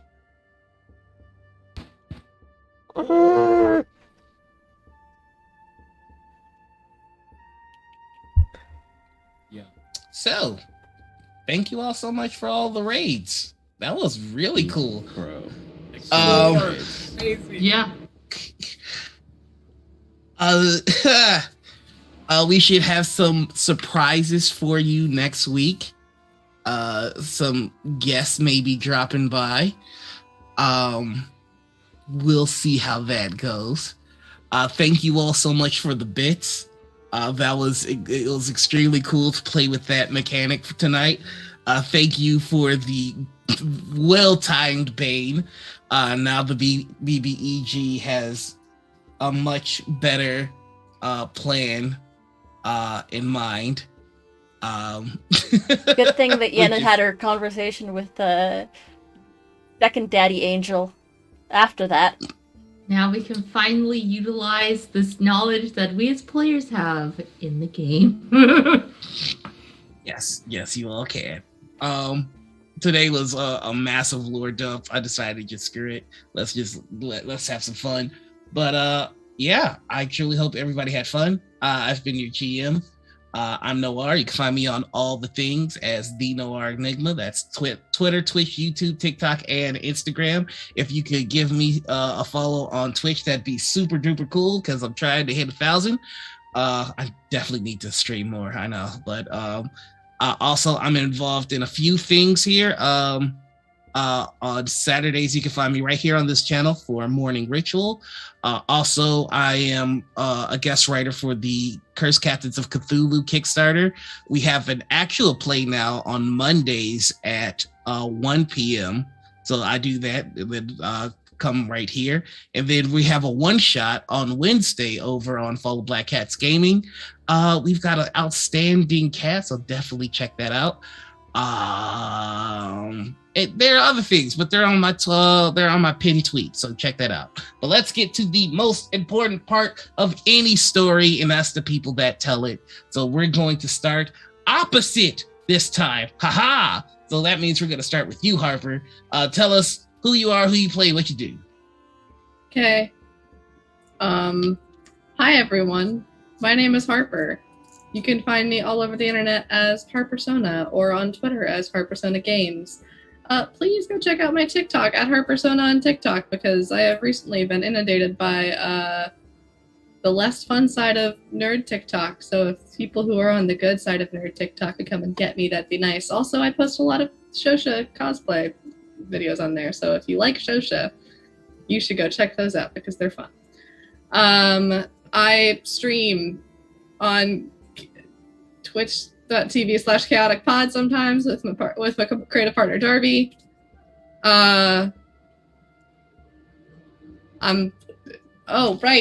If you like Teely when she made her appearance earlier this episode, you should go check out Crochet Old Woman, or also known as Kelsey. You can find her on Twitter as crochet_BBY. She takes commissions for these lovely little crocheted familiars. I'm so just brain melted right now, y'all. But yeah, that's me. I'll pass it to Darby. Hi, I'm Darby. I am. You can find me on Twitter as @DarbyPack. That is my real human name, but really I'm just a possum in a skin suit. I remember my script. When I'm not here on Mondays, you can find me on Chaotic Pod on Wednesdays doing games, or this Wednesday maybe sorting the definitely really small number of magic cards that I own in physicality. I definitely don't own more than 3,000. Definitely not. So check that out on Chaotic Pod Twitch channel. I think, and besides also appearing on Chaotic Pod on Saturdays for Co-op Chaos, I think that's it for my appearances on Twitch streams and podcasty things right now. For I have obtained a job and I would like to earn money and things. So yes, but check out Chaotic Pod on Twitch. It's cool. We do things sometimes. Yeah. All right. So moving right along, we've got D. Tell us about yourself. Good evening, ladies, gentlemen, and everyone who finds themselves inside and out of the gender spectrum. My name is D. I'm a voice actor, streamer, musician, professional GM with Magpie for their curated play program. I am also we can't talk about that, but I'm not in many places right now because I plan to take August mostly off. So if you want to see me, you're going to have to come here. You're going to have to come to somewhere else that I can't talk about yet, or you can come to my channel on Tuesdays for the most epic gaming team on all of Twitch, the Dub Club. The Dub Club is a gaming team comprised of myself, the lovely AJ, and our good friend Milan, who's in Twitch as Mallard Man. We play cooperative multiplayer games, and we've never lost before, ever once. There's no need to check the VOD because I told you what happens at the end of it. Follow me on Twitter. Sounds like lies. It would never. Do I look like someone who would tell a lie? Follow me on Twitter @It's the Riddler. You're gonna listen. I don't give myself credit for anything. These people can attest to that. Gonna want to watch what I do next, because what I do next, it's gonna be beautiful. So thank you, lovely people, for joining us. Exactly that. And I will pass it to our fearless leader and founder of the channel, the lovely Shmanita. Hello, thank you, Dave II. I am Anita or Panita or Critical Misses. You can find me everywhere online at Panita or at Critical Misses. I'm a TTRPG streamer, producer, graphic designer, and cat mom about the space. Critical Misses unleashed their summer schedule. We've got 2 brand new limited series with a whole bunch of brand new wonderful faces coming to the channel for the first time ever. So on Wednesdays, you can find a Humblewood game that has been titled Forest and Flame. That is GM'd by the amazing and wonderful Avalon, or A Cat Attack on Twitter, also on the Femsplain podcast with Super Dylan. There's a bunch of other people that are there. We've got Lynn, or Flying Squirrus on Twitter, who did all the art for this show.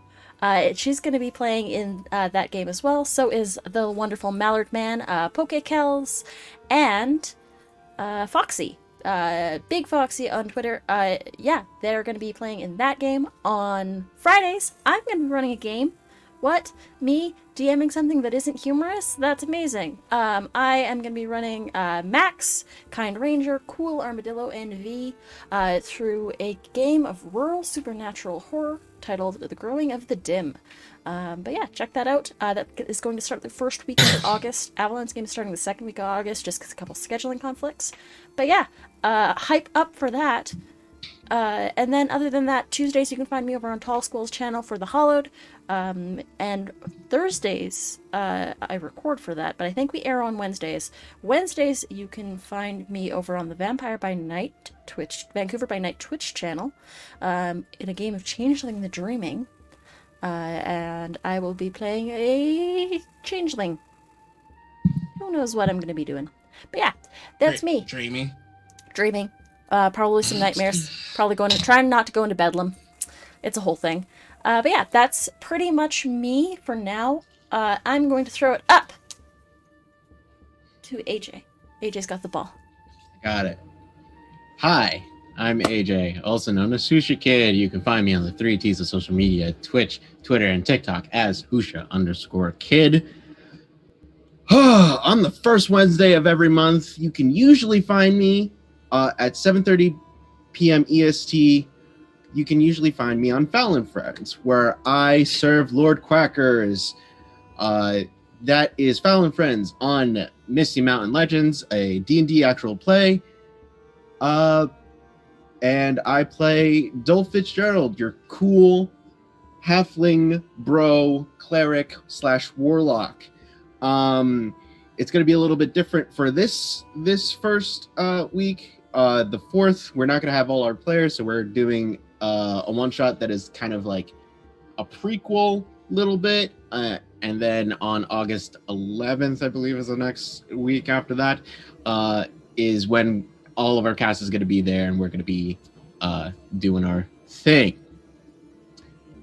Now, Tuesdays. Or it could be Tuesdays, it could end up being on a different day because we're flexible and we just win all the time. Is the dub, the one and only Dub Club. The best esports team you have ever seen. There was one time that we were playing a game and the other team surrendered. They looked at us and they surrendered. They didn't want this smoke. But along with my teammates Milan and D, we go through all the games, all the wins, every day, no losses. Do not check the VOD because I just told you what happens. We win. Also on Tuesday, also coming soon, again, we got Hidden Magics, where I play. It's in a magical world. Magic is restricted. Sorcerers are hunted. My character doesn't have to worry about that at all, right? I play a totally normal bugbear fighter named Keon. Nothing strange about him. He's totally normal. Nothing. All the other characters are weird. I don't know what you're talking about. And yeah, you can. I'm trying to pull myself more out there. I'm working as a video editor, transcriber, tech person for your streams. If you want it, let me know. My schedule's pretty much flexible at this point. So awesome. Well, that brings us right back around. Again, thank you all for joining. We're going to go ahead and raid our friends over at Q Time. They're running a pretty cool Star Trek game. It looks like it's Oops All Klingons. So if you like forehead riches, why don't you stick around because it's going to be awesome. Also, nut. And remember, our raid call for this show is For the King. For the King, y'all. Thank you very much for joining us. Have fun over in Q Times. Tell them we sent you. Bye-bye. For the King. for the For the King. King.